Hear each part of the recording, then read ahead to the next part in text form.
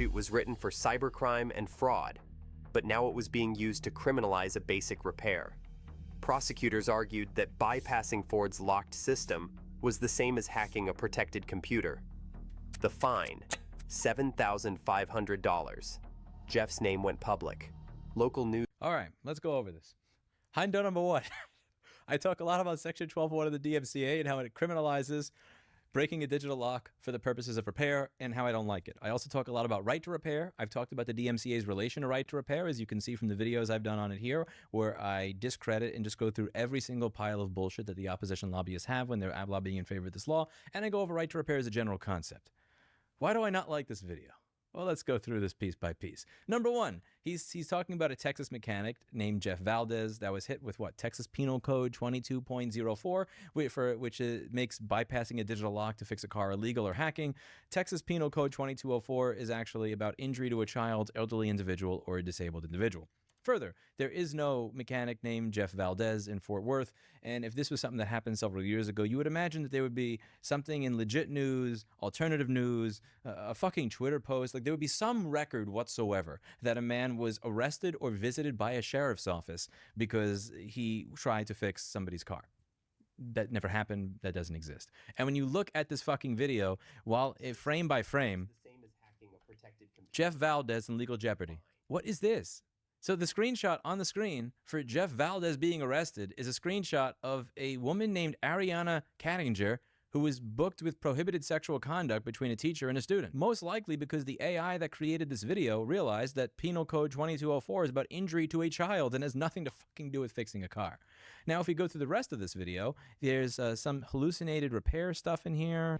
In late 2025, BMW filed a patent in Germany for a screw shaped exactly like their iconic roundel logo.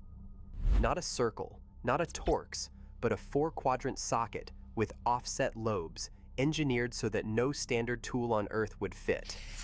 The patent, DE 20251234567, spells it out. No, it doesn't. That patent is patent DE 102024115950, as reported on the Consumer Rights Wiki and on the original video that I did. That he's hallucinating the patent as well. He also talks about these time-traveling hackers that created a 3D printed tool to crack the BMW proprietary screw at 16 minutes and 59 seconds, which is impossible because the people who did it apparently before that ever actually came out or existed. Have a way of a new resistance is starting to form. That's Nathan Proctor over there. By the way, Nathan, how do you feel about showing up in an AI-generated video? That's, I believe her name is Janet. I'm sorry if I got the name wrong, but that's Nathan Proctor over there. He does not approve of showing up in AI-generated horseshit video. Locked doors have a way of attracting locksmiths.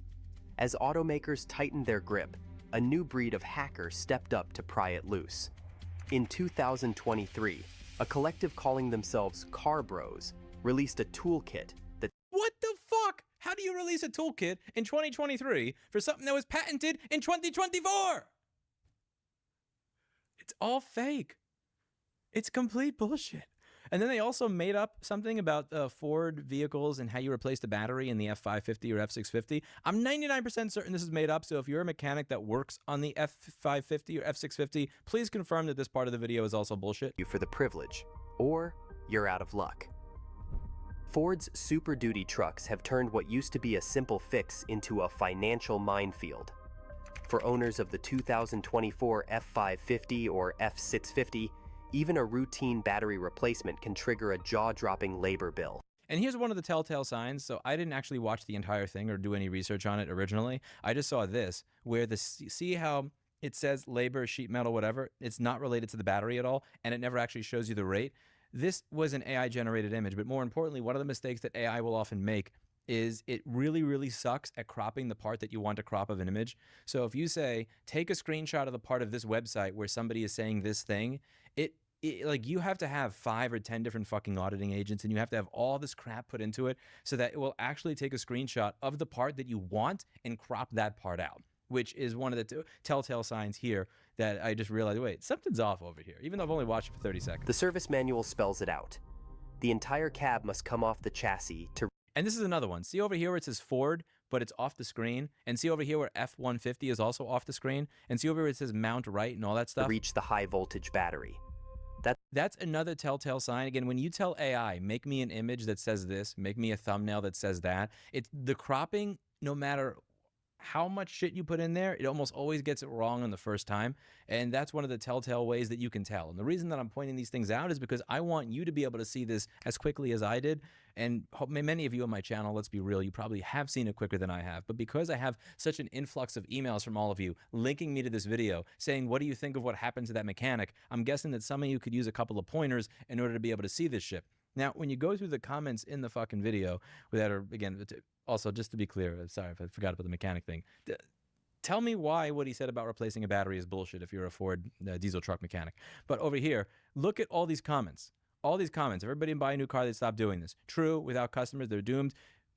I can't find comments that are actually calling this out as an AI-generated video where everything is made up. And all the people that are commenting here, they're probably people that would actually agree with everything that I say in my videos. And I don't want to shit on all these people at all, because all these people that are saying this here, these are all my people. Boycott these models? Absolutely. Unfortunately, this doesn't exist. I'm keeping my 2014 Lexus for the rest of my life and keeping her running. She's a great car. Again, probably the type of person that supports right to repair. All of these comments here are comments that I think are legitimately in support of right to repair, and we are completely ideologically aligned. The only problem here is that every single person in this comment section is going to bring this up as an example of the evil auto industry, when everything here is completely fabricated, bullshit, made up, AI hallucinated garbage. Now, it is difficult enough to push right to repair forward when you're telling the truth. As I talked about here, it took us 3 to 4 years in Colorado to get a right to repair bill introduced. 3 to 4 years. We're this close to getting it introduced, and Cisco destroyed that fucking bill in less than 2 months. Less than 2 months, they destroyed it. It was voted 5-0 in committee for a loophole to get pushed forward, which will get voted on by the Senate. And by the way, if you live in the state of Colorado, if you could just do me a favor and contact your senator about what I talked about in this video, would highly appreciate it, so that the last 3 or 4 years of many people's lives was not wasted trying to push for this. But I digress. If you're going to talk about things and you're being truthful, and it's this difficult to get anything done, imagine how difficult it is to push right to repair forward if the stories are actually made up. Because up until this point in time, all these lobbyists that have been saying the right to repair people are lying, they've always been full of shit. And I've always pointed it out here on this channel. But now, if this type of content starts to rise to the top as a result of what it is Google promotes nowadays, that means that the opposition lobbyists that say the right to repair people are full of shit, they'll actually have a point. Because the people that watch my channel watch that and thought, this is real.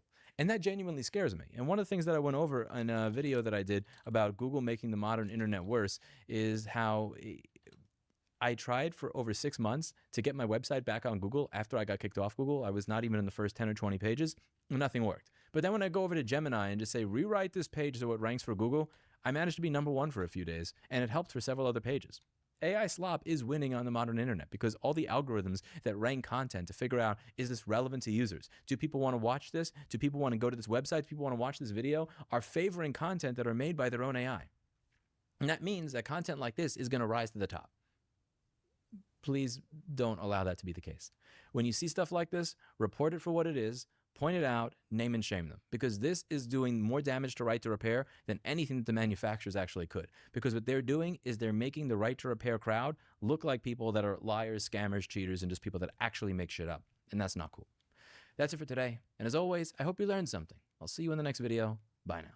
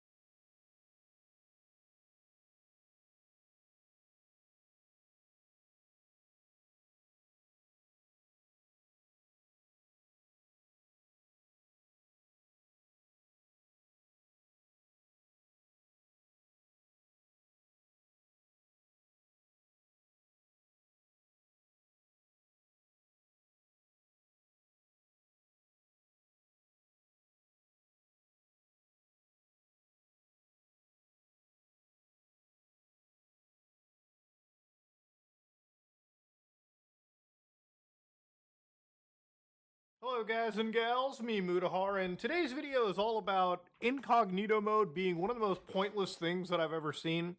You know, things like do not track, a lot of these stupid functionalities that I keep seeing, which realistically, I'm just going to say right now, I feel like people are being sold a false bill of goods, and they have been sold a false bill of good for years. Ladies and gentlemen, I think it comes without a shock that incognito mode isn't really incognito. Guess what, guys? The entire internet knows exactly who you are, even if you try to tell it. I'm not that guy. Even if you try to put on the shady little hood and try to sneak through the internet, they're gonna know. They're gonna know. So why are we talking about this, ladies and gentlemen, today? Well, there was a big thing that came out apparently called Browsergate, which apparently was an alleged report that LinkedIn, one of the largest employment hubs in the world, was scanning your browser without your consent. Now, I want to tell you something about consent. I think it's very important. I think most people, when they hear the words consent, I think they want to be able to have a yes or no decision if something is done, whether it be to themselves, to their computers, to their property, to whatever. The internet world that we live in literally does not ask for consent, okay? They will pilfer through anything they fucking can. And unfortunately, it seems like it kind of is just legal that way. So let me kind of break down the story, ladies and gentlemen, exactly for you. So this group was saying LinkedIn is illegally searching your computer. Microsoft is running one of the largest corporate espionage operations in modern history.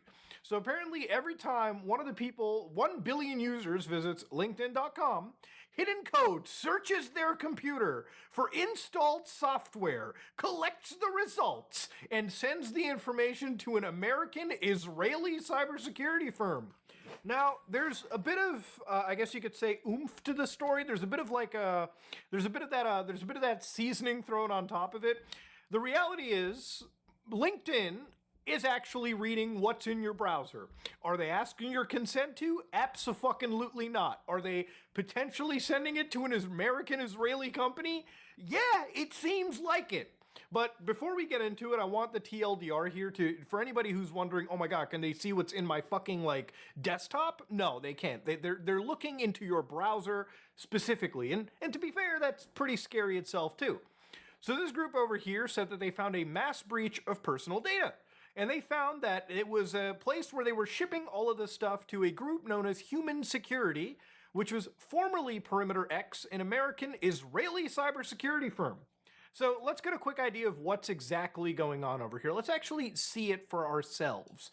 I feel like that's an important part of this channel. I should show you what's going on. Now, underneath a site like LinkedIn, for instance, let's say you go to any part of this website. Now, this is an article about Elon Musk and Grok and all that extra bullshit. The contents of the page are not actually important in the story right now. What's important is what's happening under the hood. Now here on the right, you can see that I have something known as the Chrome DevTools. Now here I'm actually using the Chrome browser. I normally wouldn't use this filthy piece of shit on my computer, but given the fact that it is the one browser in this list that will basically open up your computer's asshole to pretty much the entire internet to pilfer, we're going to be using it particularly in this case.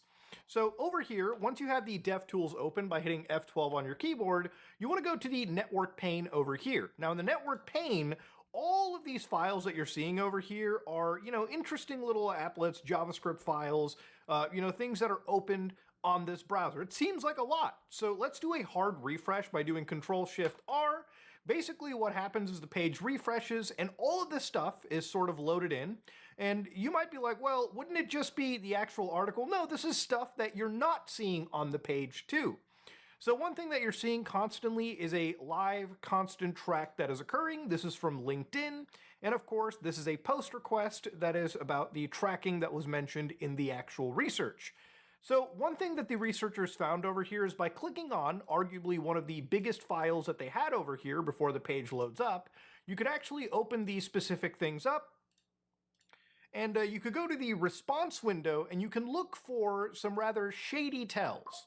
Some of those shady tells involve this right over here, where again, to integrate with this human group that was actually where the information allegedly went to, and you can read through the code yourself, 20,000 lines in some cases, that it goes to a protectts.net.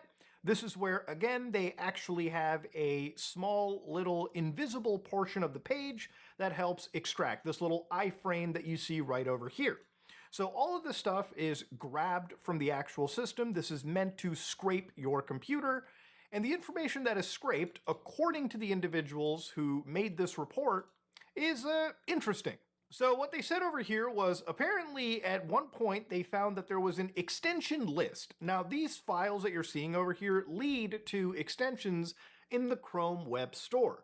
Now some of these extensions, and apparently according to these guys there were 6,000 of them, that LinkedIn was apparently looking through and cataloging, basically seeing what people were actually installing into their browsers. Now you can see all of this evidence for yourself. They've given you downloadable files, they've given you video demonstrations, everything over here.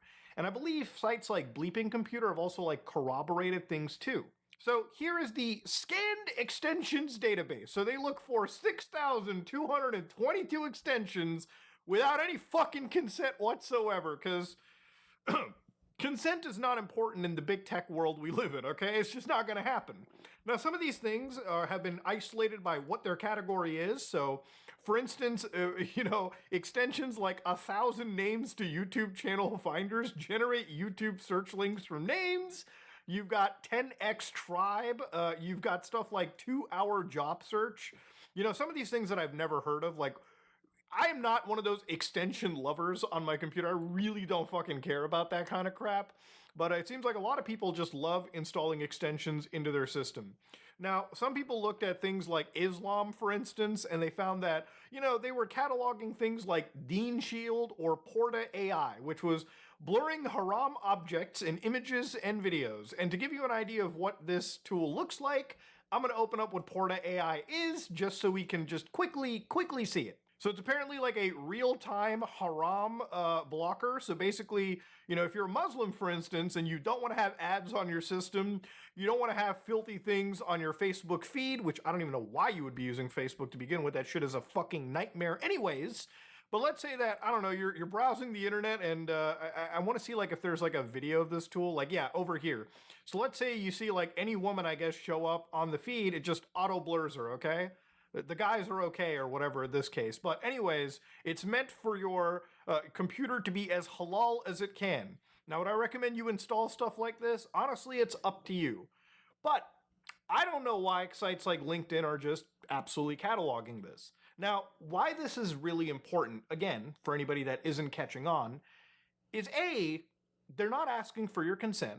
And second of all, what they're doing is they're actually profiling you even if you don't log into LinkedIn entirely. Now, I'm going to talk about something known as browser fingerprinting and why incognito mode doesn't matter, or do not track in a lot of cases.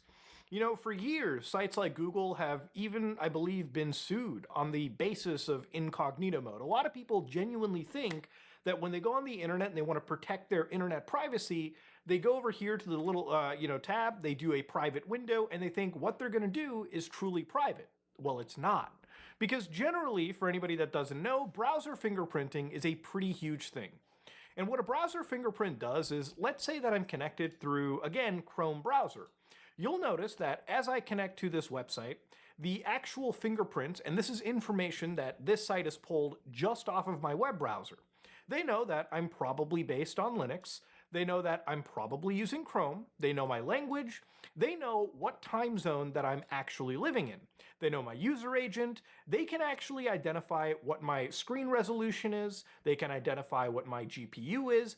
They can identify what the capabilities of my computer can be. Now, on their own, each of these values doesn't mean anything. But when paired together, all 57 of these data points are actually fucking unique. And they can be attributed to one person. So let's say you sign into LinkedIn with your actual name. Well, your browser and your LinkedIn account with your actual information are now one data point that Microsoft or any of these organizations who are tracking you has. Now, if you go to another website and they have a tracker, they can see that your browser fingerprint is touched. Now, if you don't even log into another website, you think you're being coy, they'll know exactly who you are just based on this fingerprint. Now, I think it's freaky as fuck for a website that's whole principal metric is basically being the employment world 4chan, like everyone is connected together. They can tie your account, your browser, your employment history, and what kind of extensions you have on your system. And what's even troubling in this case, and one thing that I don't really appreciate, is the fact that this information is shared with what appears to be a group known as Human. Now, if you go to Human's website over here, you can see that they're just a platform for trusted digital interactions, transactions. I think they talk about them being against bot and fraud prevention, like that's, or not being against it, they're actually for that. Now, you can see that at some point in 2022, them and a group known as Perimeter X actually joined forces. And Perimeter X, from my understanding, is an Israeli startup. So again, for a lot of people who were looking deeper into this, some even connected them to Unit 8200, which is the IDF's most like premier cyber warfare, cybersecurity group. So it's interesting to me that when, according to, again, the BrowserGate people, then when these people are profiling accounts, they're looking for what kind of extensions they have on their system. So with the extensions you have installed, they can probably, isolate. And the reason why I brought up the Islam stuff was that, imagine you're like a practicing Muslim, right? Now your information is kind of shared with potentially this Israeli connected group that may be using it to surveil or do all kinds of nasty things to you. Even if that's not the case, even if you have things like anti-Zionism, anti-wokeness, all that kind of crap installed, you have now been profiled, isolated, and basically divided into a special group of people, whether you consented to it or not. And that, to me, ladies and gentlemen, is not something that I, nor anybody, should be okay with. And they kind of do talk about it over here, right? It identifies you if you're using special filters, if you are somebody that's neurodivergent, or if you're somebody that wants to block things that are just adult materials in general. It also scans every major competitor to Microsoft's products like Salesforce, HubSpot, Pipedrive, and yada yada yada. So yes, no matter what, your browser has basically sold you the fuck out. Now, what did LinkedIn have to say about this? Well, LinkedIn guys said that the claims made on the website linked are plain wrong. The person behind them is subject to an account restriction for scraping and other violations of LinkedIn terms of services. To protect the privacy of our member, I fucking love when they say that kind of shit. Their data, and to ensure site stability, we do look for extensions that scrape data without members' consent or otherwise violate the TOS. To protect the privacy, also we violate consent. In the same fucking line, no less, okay? Couldn't even enter and type in extra bullshit. Here's why. Some extensions have static resources, image JavaScript, available to inject into our web pages. We can detect the presence of these extensions by checking if that static resource URL exists. The detection is visible inside the Chrome Developer Console. Of course it is. We use the data to determine which extensions violate our terms to inform and improve our technical defenses, and to understand why a member account might be fetching an inordinate amount of other members' data, which at scale impacts site stability. We do not use this data to infer sensitive information about members. I'm just going to say it right now. There are sperm cells right now that are not as naive as what Microsoft thinks you are, okay? That's just my belief here. Now, again, they could not be spying on you. This could just be LinkedIn being very aggressive, and I'll get to that in a second. For additional context, in retaliation to this website owner's account restriction, they attempted to obtain an injunction in Germany alleging LinkedIn had violated various laws. The court ruled against him and found their claims against LinkedIn had no merit, and in fact, this individual's own data practices ran afoul of the law. Unfortunately, this is the case of an individual who lost in a court of law but is seeking to relitigate in the court of public opinion without regard for accuracy. Now, I think it's really interesting to me when a company like Microsoft writes this and says, hey, to protect the privacy, we do look for, extensions that scrape data without members' consent. Now, if there are extensions that are harmful, where are you publishing this information? Is there anywhere for me to read if there are harmful stuff that LinkedIn has found? It would be great for the entire world to get any of this information, but the fact that I think this was written by a damage control team as opposed to, a company that actually really fucking cares is a bit different right here. It's interesting for me when they're looking for, or at least, you got extensions over here where I guess according to their JavaScript, they're looking for things like an Amazon delivery scheduler, a delivery, when they're looking for, again, stuff that really isn't even connected at all into seeking for a job, it makes you really wonder about things, right? Or maybe they're just hitting for random stuff and adding it to this ever-growing repository of information. It makes you really ask questions. When I talked about the anti-woke, I wasn't joking around, right? Anti-woke is what they apparently were looking for in this entire list. And again, while I personally wouldn't download this extension, to be fair, I don't really fucking download any extension, it makes me wonder why they're grabbing this information and sort of like watching it to begin with. Now, what Microsoft and LinkedIn is doing, from my understanding, is not illegal. And there's been a lot of allegations that by this organization that it's illegal in a lot of places, right? Whether it be Germany, whether it be California. The reality of all this is that what LinkedIn and Microsoft is doing is something that almost every large tech company does, which is crack, surveil, and look through as much information as your browser is able to spill out and give. And that, to me, is not okay. It never was okay. It never will be okay. And you can tell too, right? Like, for instance, when you go back to the browser fingerprinting, here I have the Tor browser, and you can see that in some cases, right, compared to, again, another browser that I have here, like this is a Chrome one, you can see that whereas my time zone leaks out, my time zone doesn't necessarily leak out over here. A lot of this is me hiding behind several proxies because that's just how Tor works. It basically has my browser behind a node in France, another node in France, another node in the Netherlands, and then connects to this website. And a lot of this information, as you can see, when you actually look through the Tor browser, has been obfuscated, has been changed, has been modified to the point that my computer better blends in or is less traceable because I'm kind of just matching a whole bunch of other Tor browser people on the internet. But that's the thing, you know, we live in a world where, again, companies like Microsoft, companies like Google, Facebook, you know, if you think LinkedIn is bad here, in my opinion, they are. The problem over here is that this is a standardized thing that is happening all over, okay? Everyone's fucking doing this dog shit. And you know, what really chaps my ass even more is when you get rid of things like LinkedIn and you get rid of all their bullshit, there are other people that look at stuff like Perplexity. Like, these are AI companies, and they're actually going through a lawsuit right now. So this is a lawsuit to Perplexity where basically, again, for anybody that doesn't know what this is, they're an AI company that serves as like the internet search AI.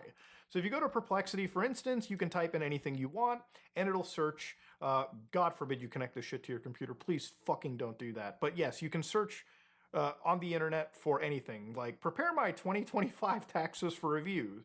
The next thing will be, how do I fucking deal with an audit in my country? Not that audits are super scary by any chance. You know, if you have an accountant that can guide you through it.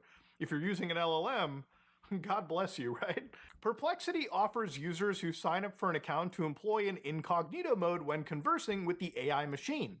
But the incognito mode does nothing to protect users from having their information shared with Meta and Google. Now, this is even worse than the browsers because people, again, when they hear the words incognito, they think that when they go into an LLM, they click the little incognito button and they type their whole prompt, that the actual like company isn't just going to read that anyways to train their models, or in some cases, share that with other people.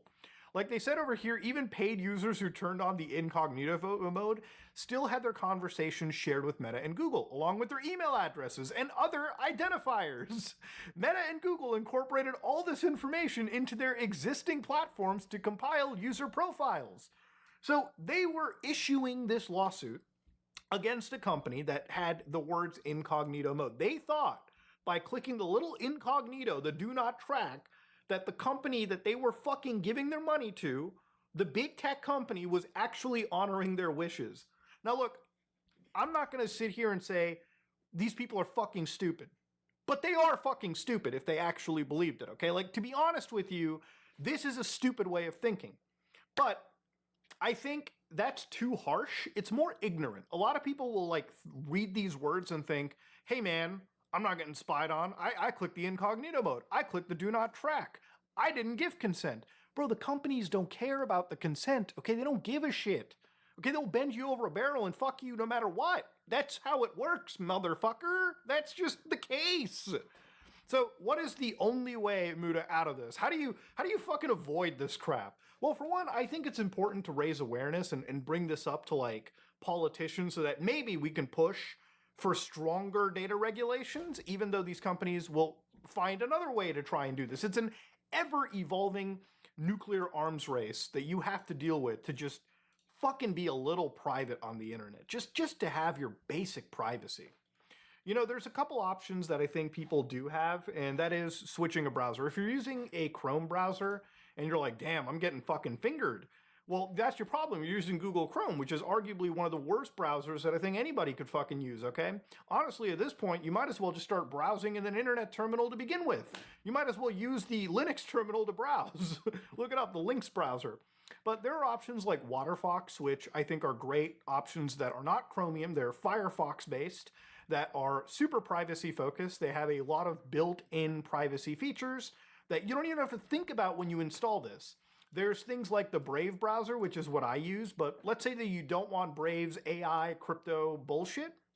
There are things like Helium browser, which are so simple, so light, so built in with privacy and safety security features that just by using these alone is better than using Google Chrome as your default.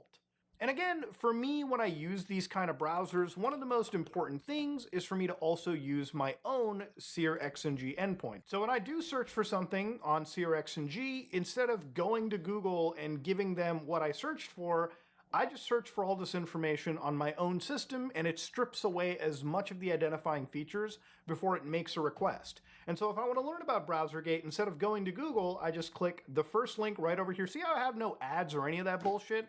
What a novel fucking concept, right? No sponsored links, no ads, none of that bullshit. Just click into the first link and go right to where you actually want to read. Hell, even for things like the news, for instance, just actually see the news delivered to you without it completely being like thrown through sponsorship links. And again, the best part about it, not being surveilled without my consent, because this is running totally local on my system. It's like with the people bitching about Perplexity or any of these AI companies. Guys, you don't trust any AI vendor. You know what you do? You have your own AI search built into your system. Like, instead of using a AI to do your search for you, here I actually have like a local LLM I downloaded, Quopus 3.5, which is the Quen 3.5 with a whole bunch of nasty distilled Claude Opus like prompts for me. So I hit enter over here, and you can see that using the SeerXNG endpoint, instead of giving this information up to, again, an AI company out there in the world, I don't have to worry about incognito mode. It's browsing the fucking internet for me, okay? It's reading the actual articles for me. It's compiling the information for me as we're talking. Now, a lot of people will just go to any of these big AI companies like Claude, hit that little ghost button, and then be told, your chats aren't saved, added to memory, or training models. Now, again, that's up to you to trust this big Silicon Valley company. Do I trust them? No! And I don't think you should either. But anyways, ladies and gentlemen, insane world to see over here. Apparently, LinkedIn was aggressively looking into your browser. Now, does it shock me? No. But is it something that should be normalized? Absolutely not. And look, right now, in order to maintain a little bit of that privacy, you do have to find every way to fight back. But I'm glad that people are kind of talking about the stuff. They do find this shit to be really weird.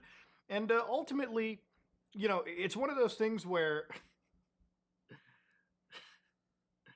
you know, I feel like there's just this group of people that will look on the internet and be like, hey, listen, I'm using incognito, I'm using privacy modes. And then they're shocked that these companies don't honor it. Bro, I've been screaming to the ether for fucking 9 years at this point, okay? Ever since I started deep web browsing, episode 1, I've been screaming the same message. And just when I keep seeing it all the time like this, like these big blowups, a lot of it just comes down to me being, you know, I'm happy that people are talking about it, but also it's like, it's great for me to also periodically explain how these companies are tracking you, so that at least now you know that the browsers you're using are just giving up your information more than you're comfortable with or should be comfortable with. But the only options that you really have are to harden your browser security by using better browsers than fucking Google Chrome, hell, Firefox at this point, and maybe stop interacting with some of these dog shit websites that continuously seek to do this. Anyways, ladies and gentlemen, this is me, Mutahar, and I have to install some halal AI. I am out.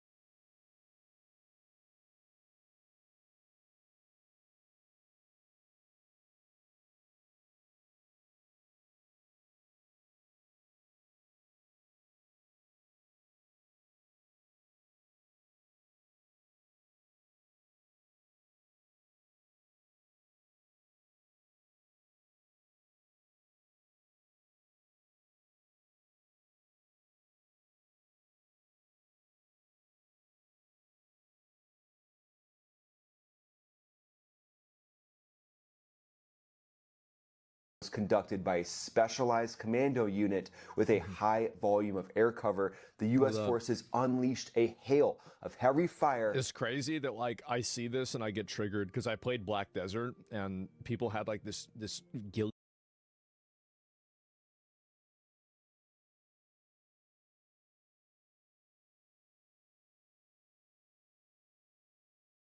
The FBI's raided the home of psychologist and nurse for an alleged hospice fraud scheme, according to CBS. Was arrested for allegedly fraudulently billing Medicare for $7.45 million. A hospice with a survival rate of over 97%. Don't most people in hospices die? What the fuck?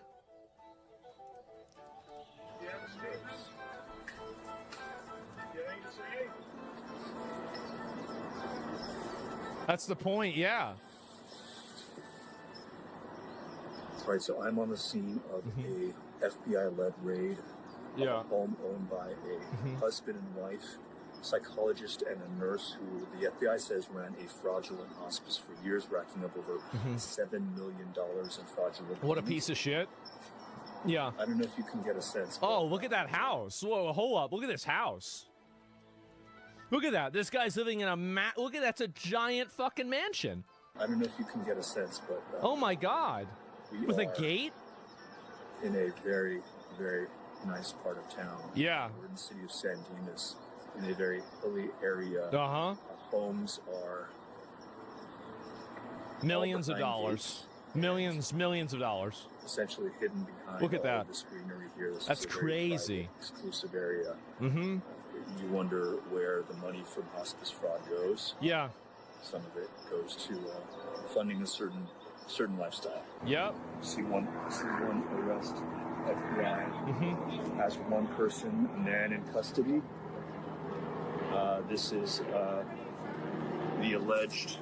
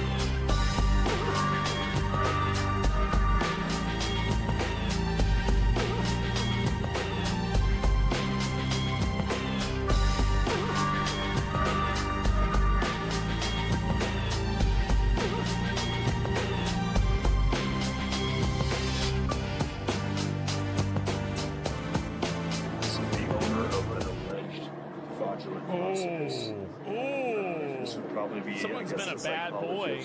I see further back a woman being escorted as well. I see two people. Yeah.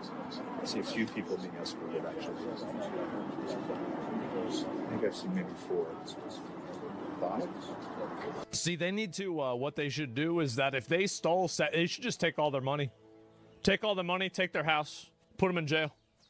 Like, that's what we need to do. Because, like, sometimes these people hold on to their assets. And so the cost, like, basically it's like you go to prison to get $7 million.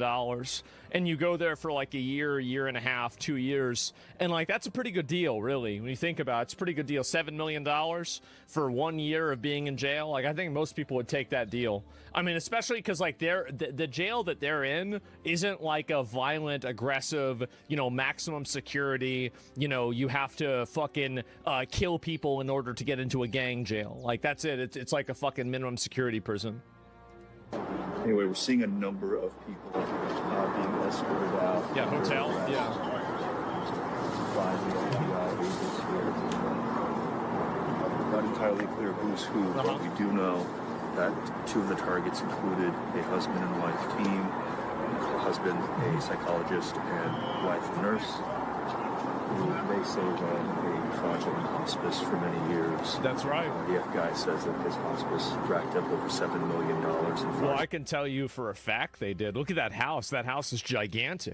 payments, and they had a death rate of 2.8%, which is extraordinarily low by any metrics that the state or the federal government have. Those are telltale signs of a fraudulent hospice. I mean, this guy's a real one. He was the same one that did the other the other video about this stuff This before. is part of a larger operation today.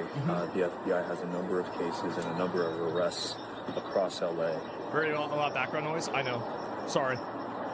This and where we are right now is about an hour or so away from the cluster of hospices, including the one from Nick Shirley, husband and wife owned. Man, that is insane. So you have somebody defendants arrested this morning were charged with stealing millions of dollars healthcare benefits, got caught, and now face years in federal prison. Yeah, I mean, they need to go as hard as they possibly can on these people and then figure out who else was involved. I mean, you know what's crazy is that if Nick Shirley had never made that video, there's a good chance that a lot of these people could still be doing this right now, which is, I think, what's so insane about it. It's that the people that are doing this, there's never even, it was just getting ignored. And yeah, I'm a disabled combat vet and I can barely afford an apartment. It's pathetic. Well, you need to go out and die for your country so migrants can come into the country and scam the government, right? And then have other migrants and other people that feel a racial solidarity to them that enable the scams for some sort of an ethnic reason. I think that's what's happening, and it's pretty obvious. That's why it seems like overwhelmingly the people that are doing this type of fraud, this type of government low-level fraud, are, I would say, from migrant communities or from immigrant communities. I think the reason why is actually really simple. It's because they try to stick together. They try to, benefit each other. That's it. And all migrants, yeah. And are we actually doing something about it or just pointing it out and then say, look at another one, then doing nothing?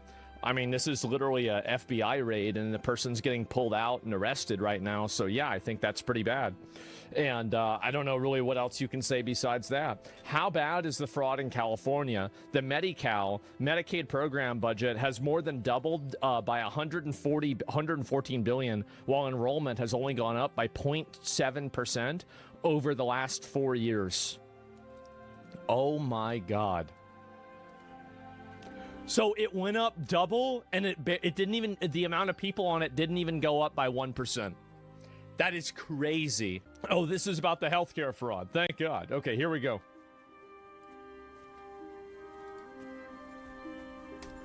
William Lajeunesse has more from Covina, California. That's just east of LA. You've been on this story for a while. What happened? Good morning, Dana. Yeah, this is the first takedown for the new White House Fraud Task Force. They arrested 2 owners of 2 hospices here in greater Los Angeles. Should be a lot more. They're accused of collectively stealing about $16 million from taxpayers. And this money was intended, right, for compassionate end-of-life care for the terminally ill. That's right. Here's some video we shot earlier today of the FBI making those arrests of a husband and wife. He a doctor, she a nurse, co-owners of the St. Francis Palliative Care Hospice in Glendale. It's really sad to see that. Like, my dad was on hospice care, and they still send me letters and shit. They're like, oh, yeah, we want to remind you that we're still thinking of your father and everything. And it's like, it's quite nice. So to think that people are taking advantage of that and trying to misappropriate it so they can live in mansions and stuff, it's just the pinnacle of evil. It really is. It's awful. How's anybody put up with this shit? It's ridiculous. And what they were doing was this, admitting people who are not qualified for hospice, but billed the government as if they were. About $30,000 per patient. And when the benefits ran out, they dropped them. Here's the kicker. Nationally, 80% of adults admitted, or people admitted to hospice die, and usually in the first few weeks. Here, 80% die? Yeah, I'm surprised it's not higher. almost nobody died. After 8 months, 97%. Maybe they were just such a good hospice. Left alive.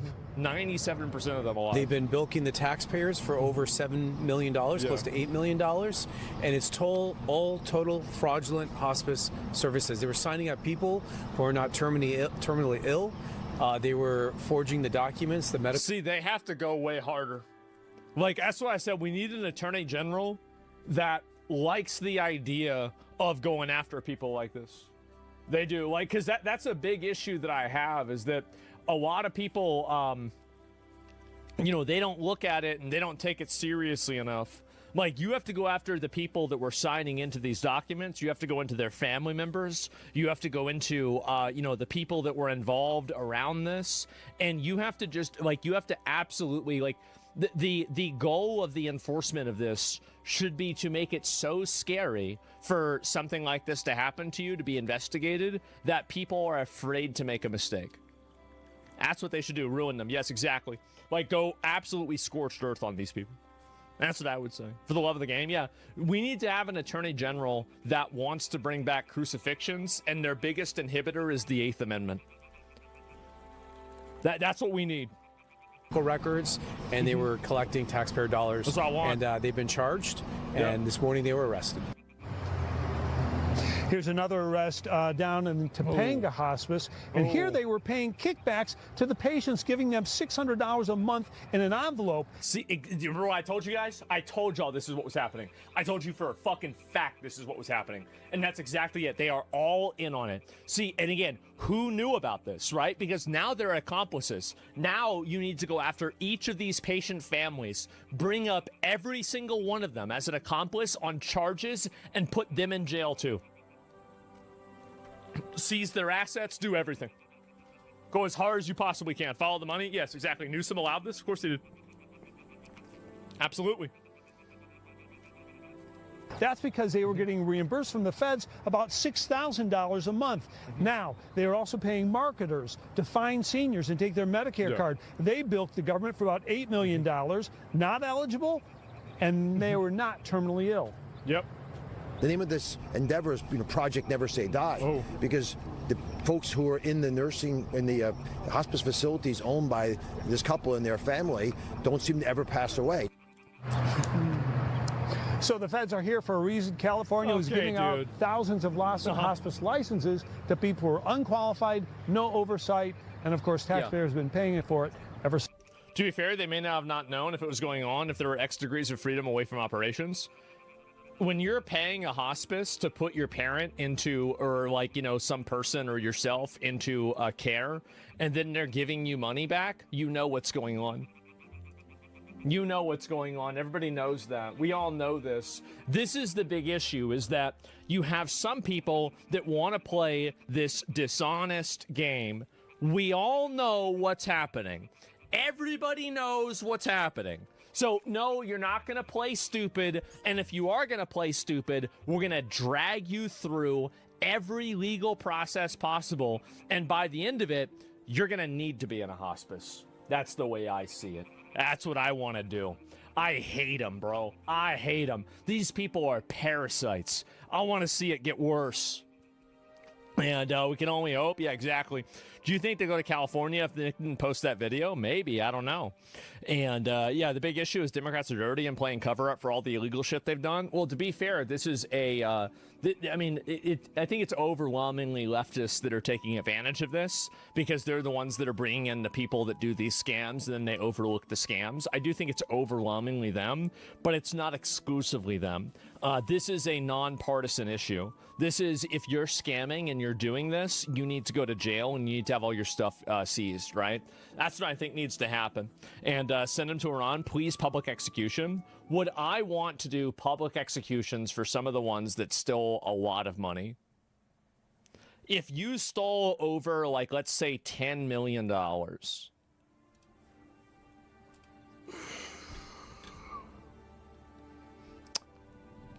Yeah. Oh, yeah. Oh, yeah. Oh, yeah. Oh, my God. $10 million, $3 million. Yeah, 10 years for each million. I don't know. And so, like, that's it. It's a human's life worth of money. It is. And so, yeah. And honestly, if we did that, if we brought back public executions, I bet you'd see a lot of this stuff happening less. I would, especially if you get creative with them, right? And that's what I think we should do. I think that we need to get more comfortable with that reality. We have too many people that are too pacified by, modern society. And I think that in doing so, they've allowed themselves to become victims of ancient evils. And I think we need to stop it. We need to shut it down. Firing squad in Idaho for the pedophiles? I don't know about firing squad. I think that, I think firing squads are too humane. You know, like, that's really the way I feel, especially for somebody that's like a pedophile. I think that you could come up with something that's a lot better than that. What is this? Vader Vi just got banned on Twitch? Oh, is this recent? Like, let me see. I'll pull this up. Yeah, I don't know if this is recent or not. Did she get banned? It looks like... No? I mean, I'm not seeing anything about this. Maybe, but I certainly don't know where it is. Who the fuck knows? So, I just give public execution idea to Tarantino. I like that. And fraudsters get crushed by the wallet of pennies, the amount they get defrauded. I like the sound of that. That's a good idea. So, thirst trap content debater viewers, goon baiting. Oh my god. And not a surprise. So are these the same clowns that they call? Hospice. Is this it? Yeah, this is the same one. No, I'm very glad to see this happen. I am. And hopefully, obviously, what is this? Buckingham Palace confirms King Charles will not issue an Easter message this year. Why? What the fuck? Wait, why? Like, I don't even get it. Like, how would this even happen? It's insane. God damn. Oh, is this another one? All right, let's watch it. We believe half of them are fraudulent. Half of the 1,800 prospectors should not be in business if we are able to identify the red flags. We believe half of them are fraudulent. Half of the 1,800... way more than half. If I were to guess on how many are fraudulent, I would guess between 70 and 80%. I would say it's somewhere between those two numbers, 70 to 80%. Cucked by Islam. I think that's what's happened too. Prospectors should not be in business if we are able to identify the red flags, and that's what we're basing these numbers on. These are not random assumptions. World experts at CMS say if you've got 100% or near survival, certainly if you've got a survival over 50% for a population that's supposed to have passed in 6 months, you've got a problem. Yeah. If you're clustered in the same buildings as other crooks, if you're sharing employee numbers and license numbers, if you've got a small number of people, less than 50 members, you do that because you can hide what's really going on when they're small, because you don't have reporting obligations. Yeah, it's like a family scam. It's like a family scam with like 2 or 3 or maybe just one family that's in on it. And that's the reason why they go under the radar. Visa holders. There are lots of things going on in California that just are not rational, and we're going to take them out. Well, they are rational. That you heard about. They want to fund the entire. They want to fund the entire. Like, there are so many migrants here and like immigrants here that are fucking useless. They're totally fucking useless. There's not going to be a job, a way, a resource that you're going to be able to get out of them. They are totally fucking useless. And so why is it that they're even here? Well, they're here because they're being paid to be here. Parasites? They are parasites. They're total parasites. And if it was up to me, I'd remove every single one of them, even the citizens. I'd get rid of every single one. I'd denaturalize and deport. If you came into the country in the last like 10, 20 years and you've been living off of welfare, it's time for you to go. And honestly, you should be saying thank you for doing it for so long. You should be saying thank you for ignoring me and letting me take advantage of this when I never should have had this happen. You have useless Americans too? Yeah, that's true, we do. And that's the reason why we need to get rid of all the useless foreigners. Is because we have to focus all of our efforts on taking care of our useless Americans, so we don't have the money left over to take care of the useless foreigners. You're right. Hospices. I want to pat him on the back. The entire first 4 years of really looking at this issue since 2021, when the report came out from the Auditor General here in California, the entire first 4 years, there were 4 hospices that were revoked. 4 hospices. That's it? 7 of them were criminal charges today. So you see a dramatic and appropriate shift. There are other people involved that the U.S. Attorney's going after. Fariba Javarian, probably read about last night, was had her billing privileges revoked by CMS yesterday. She had generated $127 million of billing. Wow. And for some reason, although everyone $127 million? knew that there was a problem there, her 113 agencies that she worked with, 113 agencies, one doctor is working with, had built up the last 3 years $127 million. Wow. CMS is going to suspend payments to stop money from leaving the U.S. That's our goal. Right. We're going to review every single hospice in California to make sure that they're all appropriate, and we hope to do that expeditiously. We'll do it this year. And I'm going to make an announcement today, because I want to throw the gauntlet down for Governor Newsom. When asked about the hospice fraud in California, that again was in his own administration was involved in barking how bad our issue was in 2021, he responds by saying that he's been responsible for taking out 280 of these hospices. In the 10 weeks since we first were together in front of you, in the 10 weeks we have taken out 221 hospices already. So in like a couple of weeks, they were able to do the same amount that he's done in 5 years? 221. We will surpass the governor's achievements in the first 4 years within the month, we believe. Wow. And so we need to get serious. And it's almost like they didn't give a shit about it.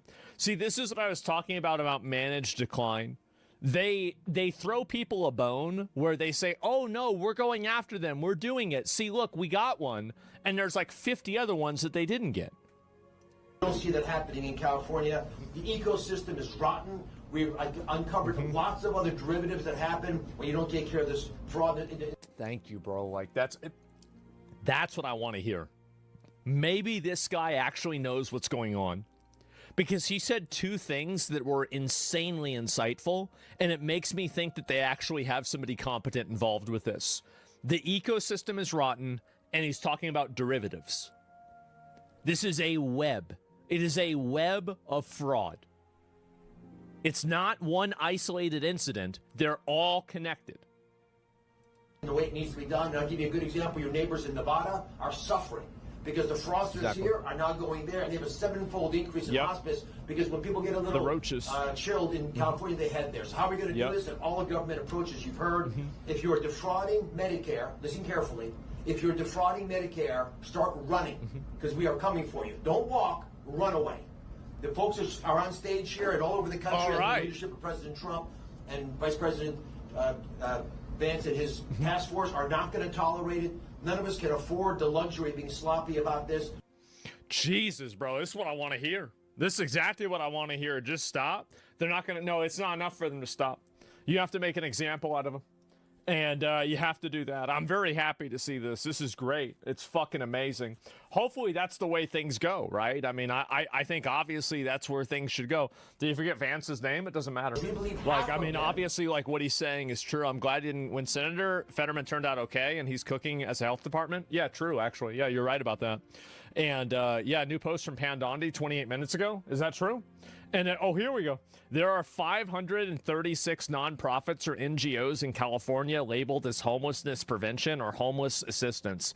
They employ over 12,000 people. They handle $2 billion per year. Under Newsom, homelessness has increased by 35,000 people. So let me get this straight. They've spent $2 billion fighting homelessness, and it's gone up by 35,000 people. I read somewhere that New York City spends more money on homeless people than the average income in New York City per person. And it's like, at a certain point, I mean, we need to bring somebody into the government that is an absolute psycho.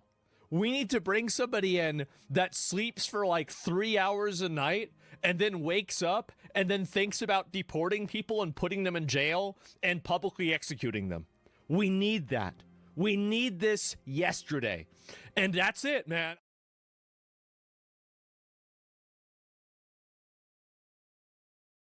This comedian just got served a $27 million lawsuit while performing live. And it all started with a Lion King joke. I mean, honestly, that might be one of the craziest ways I've ever found out someone's been sued for, 8 figures. But here we are. We have essentially a comedian on stage, mid-set, crowd's laughing, everything's normal. I guess everything was just going as planned until someone walks up and hands him some legal papers for a $27 million lawsuit. And now I'm speaking from experience. Being served is terrifying. Hands down, one of the worst things to go through. But just like me being served, this was also caught on film. I was less fortunate. What is this? What is this? Service. Oh, just got served. Oh, oh my God. You just... I mean, mid-set is a crazy way to serve him, but I guess they knew he would be there. But this guy was performing at the Laugh Factory in Los Angeles, and instead of, finishing his bit, he's suddenly trying to process the fact that he's being dragged into federal court. For those who are wondering what this is for, I did a joke about the Lion King. I don't know, you saw it? That was me, yeah. There's a lion. Oh my God. I'm paying for that now. This is the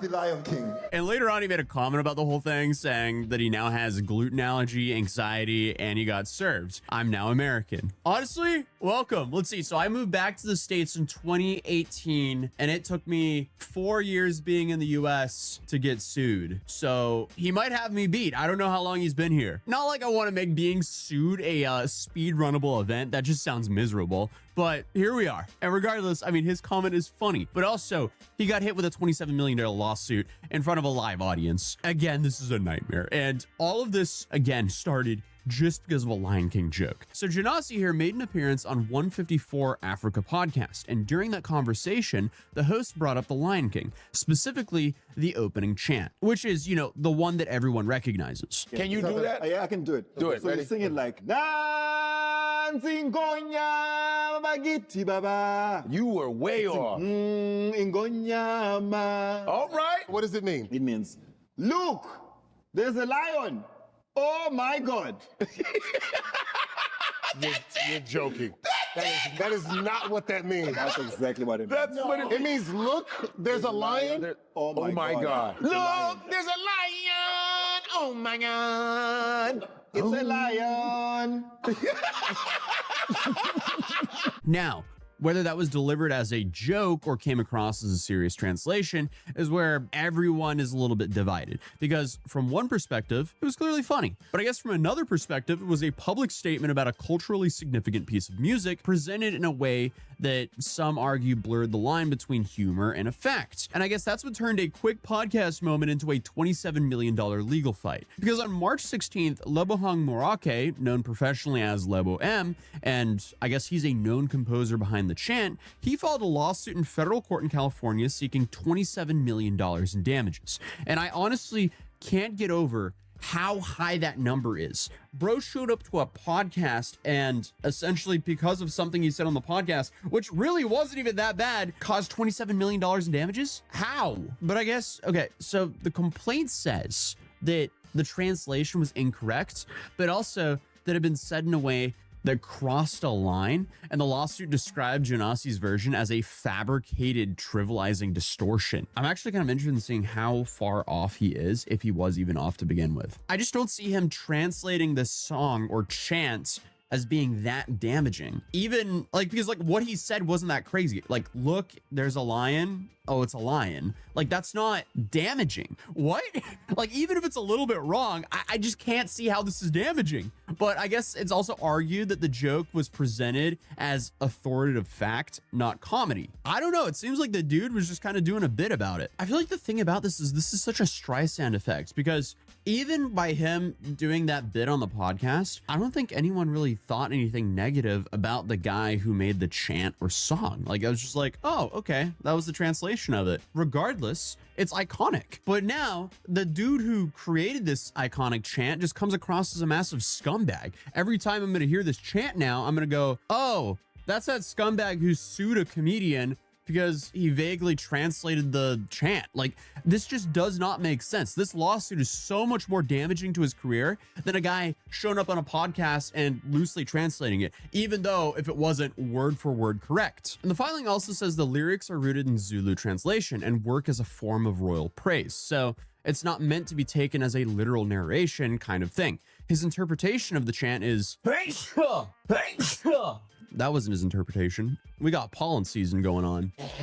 His interpretation of the chant is all hail the king. We all bow down in the presence of the king. So, I mean, yeah, that is different from look, there's a lion. And I guess the lawsuit argued that making a joke out of the translation could negatively affect both his reputation and the value of the work, including royalties tied to the song. And apparently there's a lot of royalties since he's asking for $27 million following that lawsuit. So yeah, but following this lawsuit, Janasi made it clear that he intended to actually fight this case. And in a statement shared through a GoFundMe campaign created to cover his legal expenses, he described the situation as overwhelming, writing, "I am reaching out during one of the most difficult moments of my life. I was recently hit with a $27 million lawsuit. What started as a bit of humor has escalated into a devastating legal battle." Okay, question. Does anyone out here speak Zulu?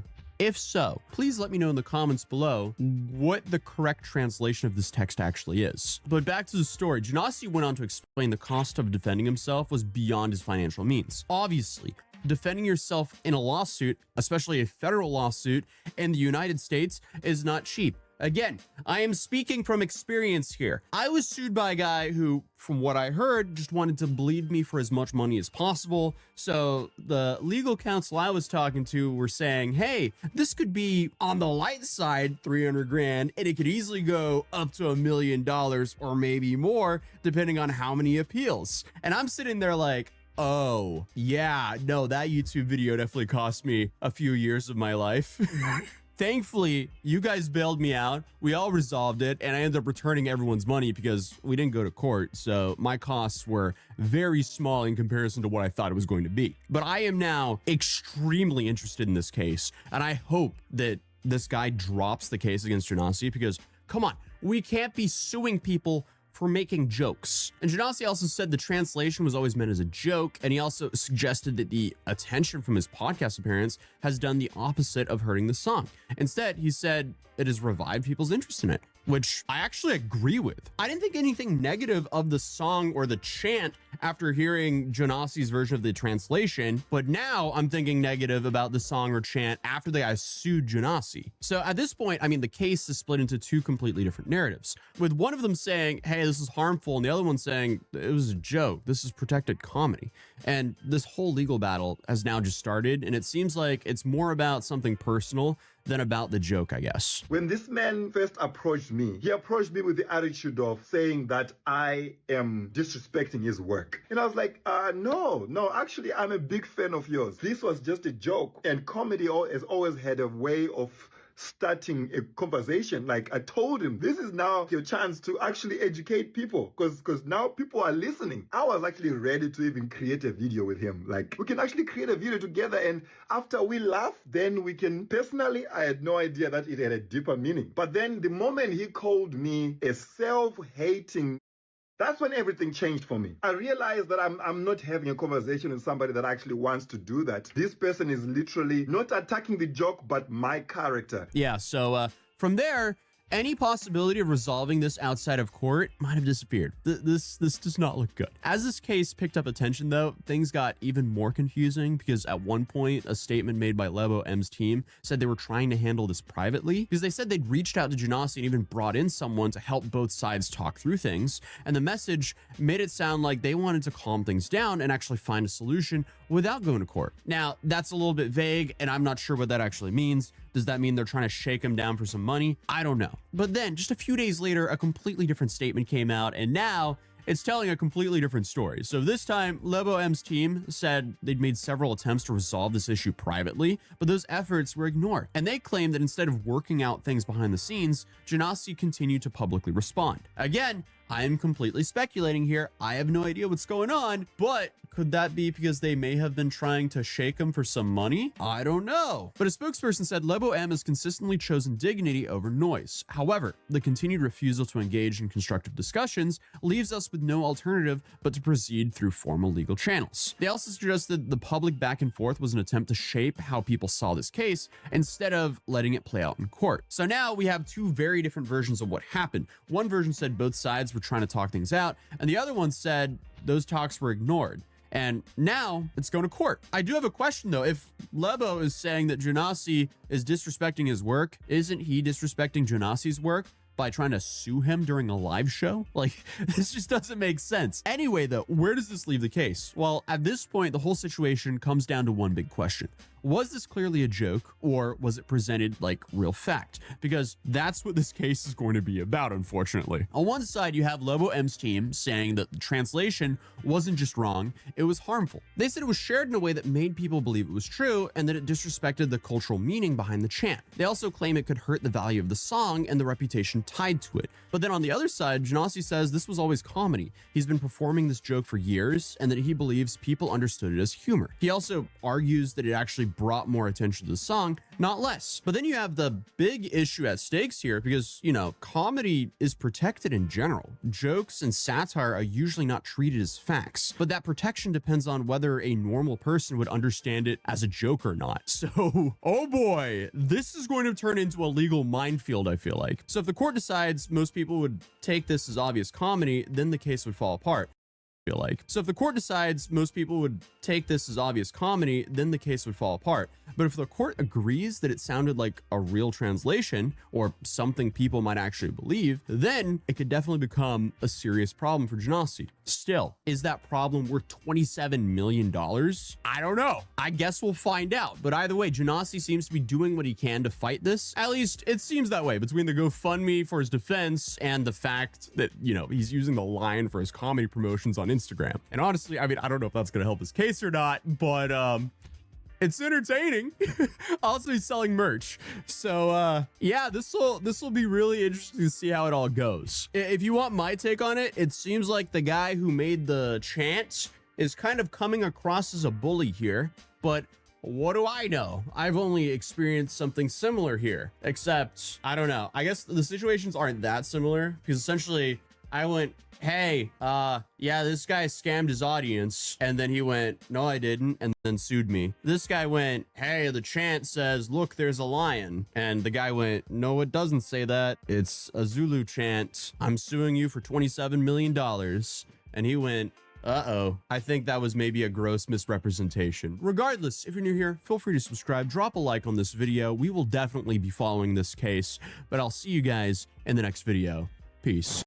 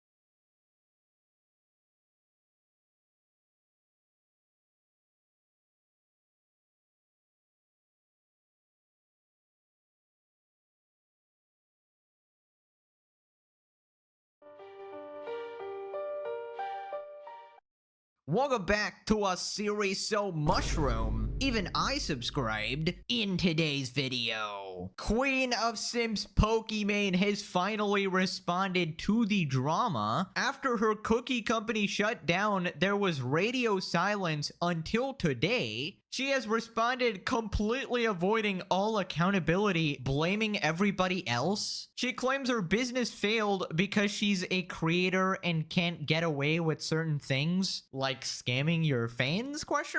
She claims she didn't take any profits from the company and it all went back to the employees and the business. Kappa. She tries to claim she wasn't involved in the company and essentially blames all her employees for messing it up. She's also playing victim on TikTok, talking about how she's an immigrant. Asmongold has responded, pathetic Hassan fans are trying to cancel me now. They are very butthurt that I dared to make fun of their god and savior Hassan. They claim I'd be flipping burgers if not for Hassan and would not have a career. Apparently there's a Miskiff fan in there going, demon time! Apparently I'm meat writing the popular side and my coverage is bad. The SlopTube Avengers have responded, subscribe to piss off every regarded Hassan fan. Let's up those numbers!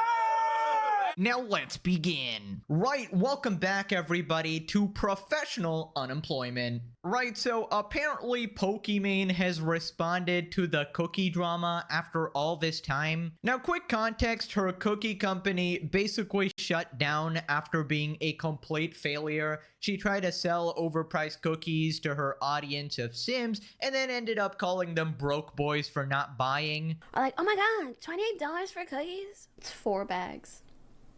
That's $7 a bag. I know math is hard.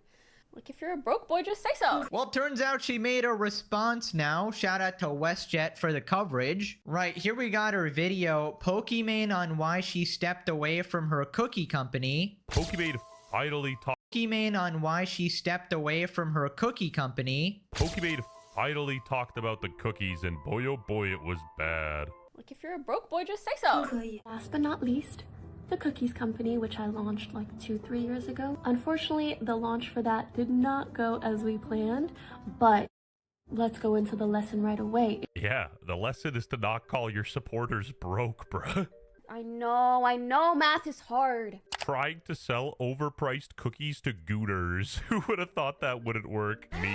It taught me that what it means to be a content creator is very, very, very different from what it means to be a business owner. What are you even talking about? All she did was mark up Costco cookies. I don't know if you can even call that a business. There are certain things that most businesses can get away with that you cannot do if you are creator backed. Well, for starters, you can't exploit sweatshop labor. So as soon as I realized, oh, maybe this isn't the right time for me to be the face of a product, I stepped away from the company and I let them just continue operating as they please.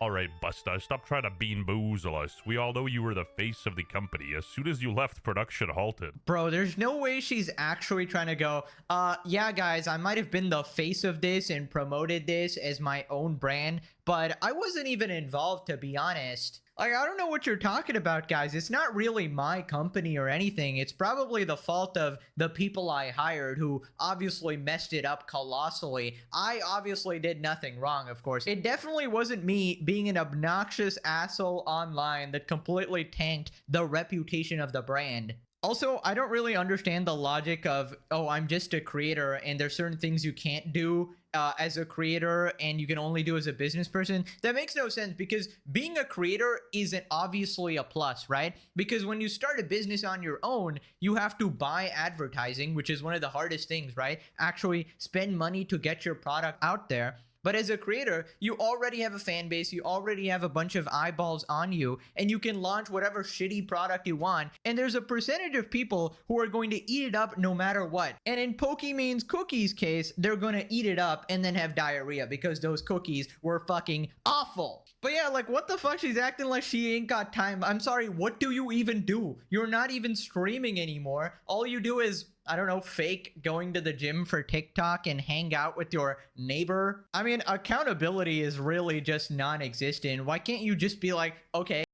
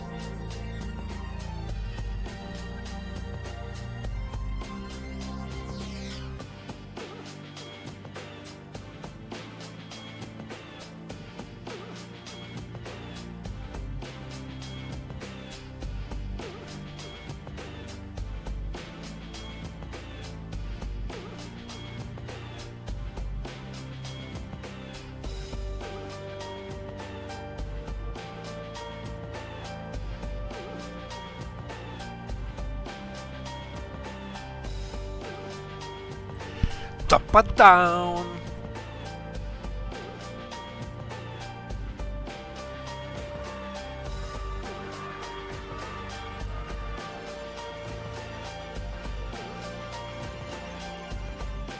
I fucked up. You know, I sold some overpriced cookies. I'm sorry. Simple as that. It would have been over right there, but she's still doubling down like years later. Also, I don't know what that glove is. I'm not a glove expert. I hope she's not baking more cookies. Although that doesn't really seem like a baking glove.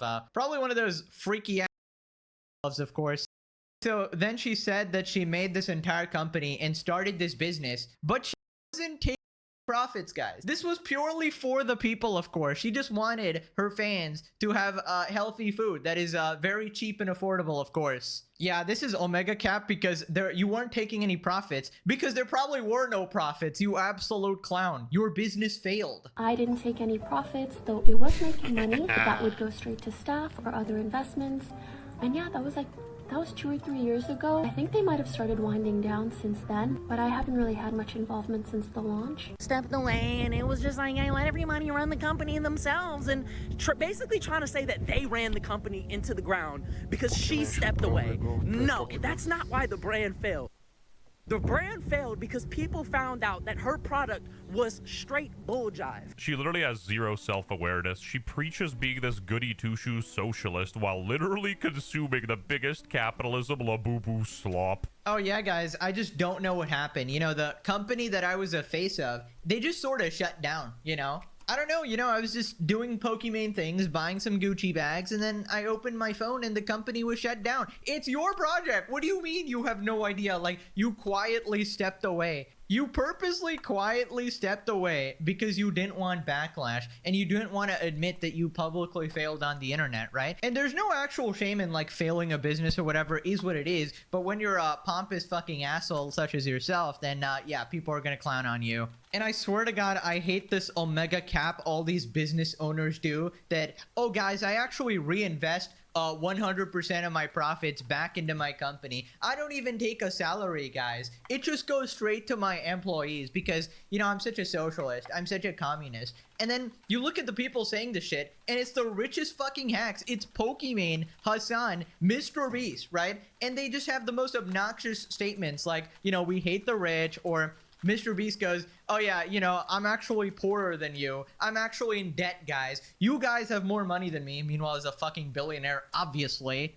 It's funny talking about my personal finances because no one ever believes anything I say. So, I mean, because they're like, you're a billionaire. I'm like, that's net worth. I have negative money right now. I'm borrowing money. That's how little money I have. Technically, everyone watching this video has more money than me. Yeah, dude, honestly, I cannot stand these people. Like, I don't know why you can't just admit that, hey, okay, I'm rich. I get it. Yeah, nobody's gonna hate you for being rich. There's plenty of rich people that are very well liked by a bunch of people, right? It's just when you're an obnoxious, lying asshole about it, and you go, oh yeah, I'm just reinvesting everything. I don't even take a salary. I don't even take anything. Like, shut the fuck up. Now, turns out, apparently, her streaming career is not actually doing very well. I didn't really know this was happening, to be honest, because I don't really keep up with her at all, other than, you know, when drama comes up. But yeah, this kind of makes sense, because when's the last time you heard of a Pokimane stream?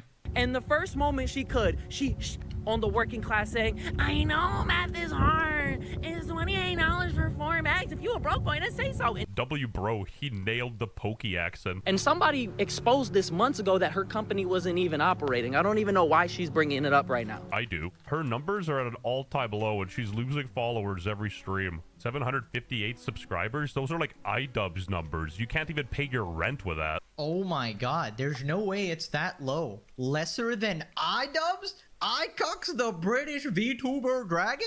That is diabolical. I mean, to be fair, I'd still put her like a category above iDubbbz because she's not broke, right? Like, iDubbbz is just not doing very well. Pokimane, at least, we still know that she's probably rich, right? Her TikTok, she's always bragging about some buying some new designer shit or whatever, so she's definitely not struggling or anything like that, but probably irrelevant, I'd say. Probably not as popular as she used to be. And I never understood why people watched her in the first place, right? It was probably a bunch of simps or whatever, but Like, whenever you'd see Pokimane, you'd probably only ever watch for her friends or something. Oh, she's playing with Disguised Toast Among Us or something, right? And everybody would go to, like, the main guy or her friends or something, and she'd just be in the background sort of leeching off of it. Anyway, so then she started playing victim on TikTok. Apparently, she brings up, like, being an immigrant. Oh, brother. She's so oppressed, guys. The multi-millionaire, very oppressed. How do you stay motivated when you have a lot on your plate? I'm a workaholic, immigrant, and perfectionist. Lol, we just go, go, go.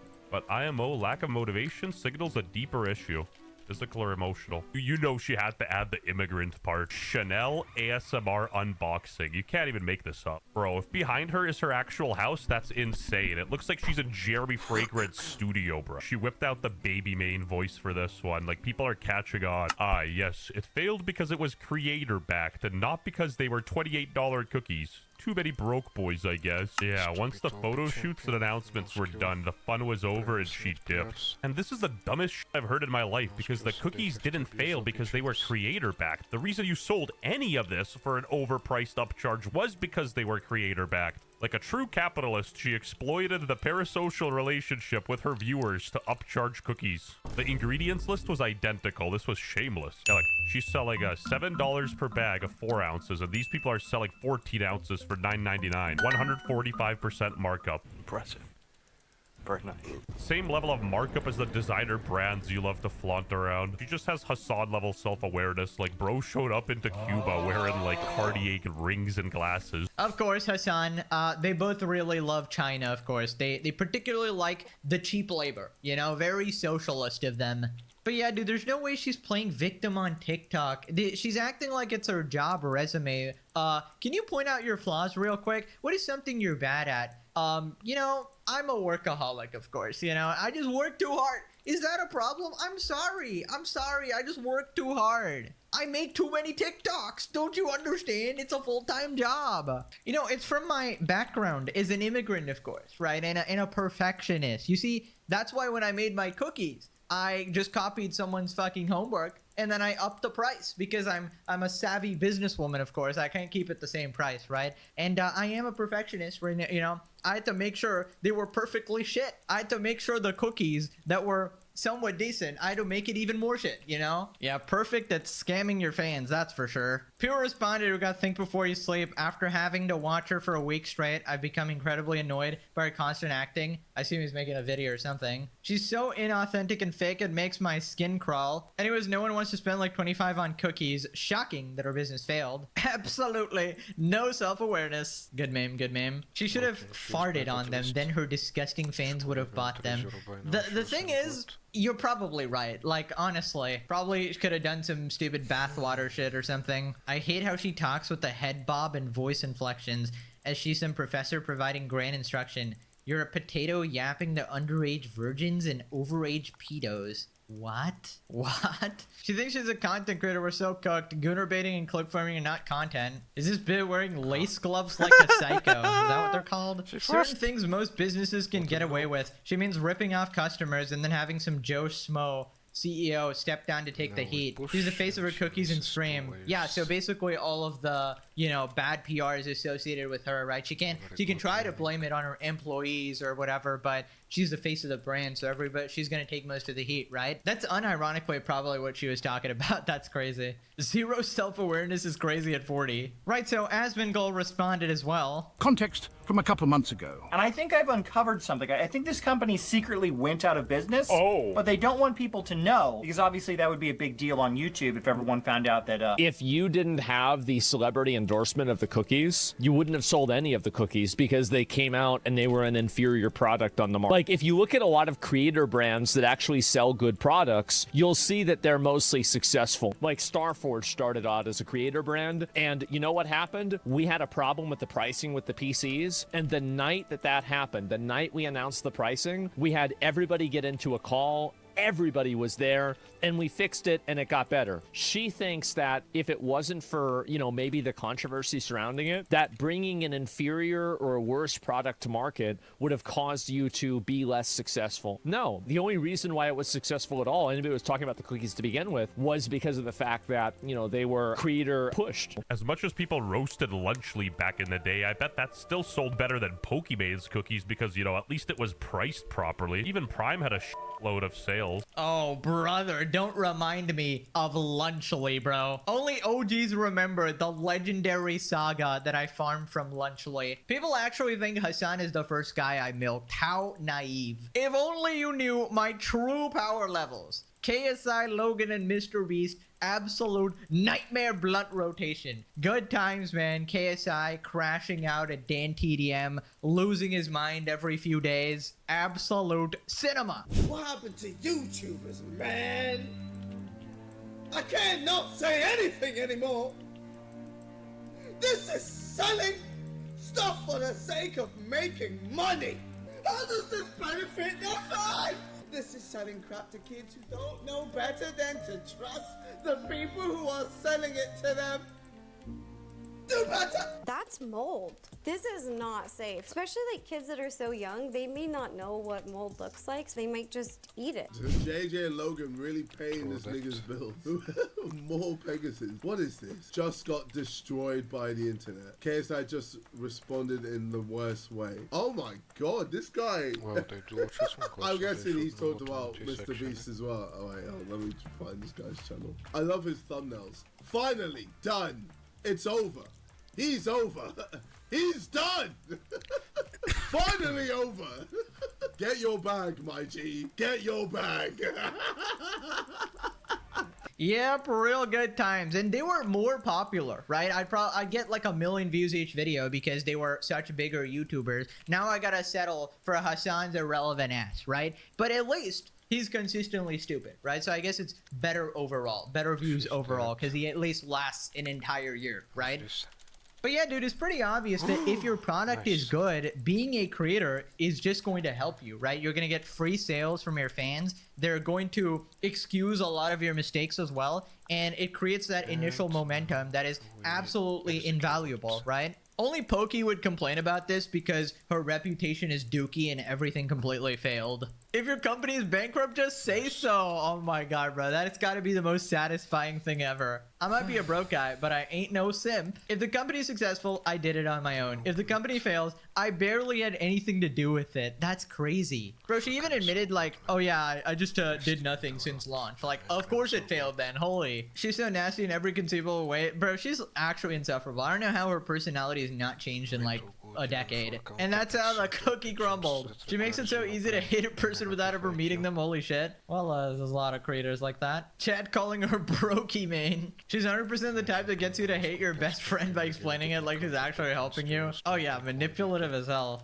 Moving on to Hassan fans trying to cancel me. Apparently they're mad I'm insulting their god and savior. Now I sort of saw this last time, but I skipped past it because I mainly cover other people, right? I rarely talk about myself because I don't really think I'm that important, to be honest. I'm a side character here covering all the main clowns. But occasionally, you need to step into the ring, right? When regards like Mizkif are coming after you and lying about you, going, demon time, then you obviously gotta shut them up, right? So let's check this out. Right, so it all started here with this tweet by Yeet, right? Pegasus predicts Hassan will go down as one of the greatest liars of all time. I want to clarify here, by greatest, I don't mean the best. I mean, like, just a big fat liar, right? Just like a guy who lies a lot. Not that he's good at lying, because we can see he's fucking lying, right? Anyways, a bunch of Hassan Glazers got really mad at this, right? So we got a couple videos from fellow slop tubers, Rev Insensitive. So yeah, let's check it out. Pegasus is making a video documenting the never-ending lies of Hassan Piker, and a recent clip was posted by Yeet on Twitter, and people are responding to this and they're very upset with Pegasus. But let's listen to this clip that has people up in arms about our fellow slop tuber. I mean, the fact is, this has transcended everything, okay? People are making games out of it. Game of the year, actually. I mean, I think you got what you wanted, Hassan. You are going down in history, just not for the reason you'd like, you know? I feel like Hassan is probably going to be known as one of the greatest liars in all of humanity, right? Because right now, who is associated with lying, right? It's probably like Richard Nixon or, you know, Lance Armstrong, the Ponzi scheme guy or whatever. But now we got Hassan in there. We got to add him, put him to the top of the list, right? Because Hassan's like one of the only people who lies about verifiable information captured on camera repeatedly over and over. And who the fuck changes their story 10 plus times? Nobody does that. There needs to be like a Wikipedia entry of Hassan Piker and then lying is OP. That's his like professional quote, you know? Lying is OP, as I say all the time. So what he just said in that clip is completely fair and accurate. This guy would be flipping burgers if Hassan didn't exist. His whole business model depends solely on if Hassan goes live or not. Now, Pegasus has basically said that he doesn't need to do this anymore. He could basically retire at this point. And I believe him. Like, looking at these statistics and how his channel has been performing for years and all of the views he has acquired, not just from talking about Hassan, but many different people. He doesn't need to do this anymore. Okay, he's doing this for the love of the game at this point. To basically create generational wealth. Good for him. Very good for him. Oh my god, they are mad, bro. The absolute fucking cope from Hassan fans. Actually, he'd be working at McDonald's if not for Hassan. He'd be flipping burgers. Hassan made you, bro. Oh, brother, you are late to the game, man. They really show up on my 7th year on YouTube and go, well, you only talk about Hassan. Yeah, I mean, it's an arc, okay? It's like a chapter, but it's not the entire book, right? It's like a One Piece arc. You focus on one character and you sort of build that story, you know? And right now, it happens to be Hassan. And yes, this is a long arc, okay? What can I say? It's a pretty long arc. And I'd love to move on. I'd love to take a goddamn vacation. But Hassan cannot stop being a colossal re-god, all right? He's consistently just shows up every day and manages to embarrass himself in new and different ways. And yeah, he's completely right. I obviously do it for the love of the game at this point. I don't think you can manufacture the legendary series, all right? All of this is organic and real. I wake up every day excited, like it's Christmas Day, right? Surely today Hassan is not going to be a colossal moron. And then yeah, he does it again, and we have a good time here. Right, so then he goes over a bunch of more butthurt people. I think those plushies in his room sums up this man-child's ability for critical thinking and is all you need to know about the credibility of this prediction.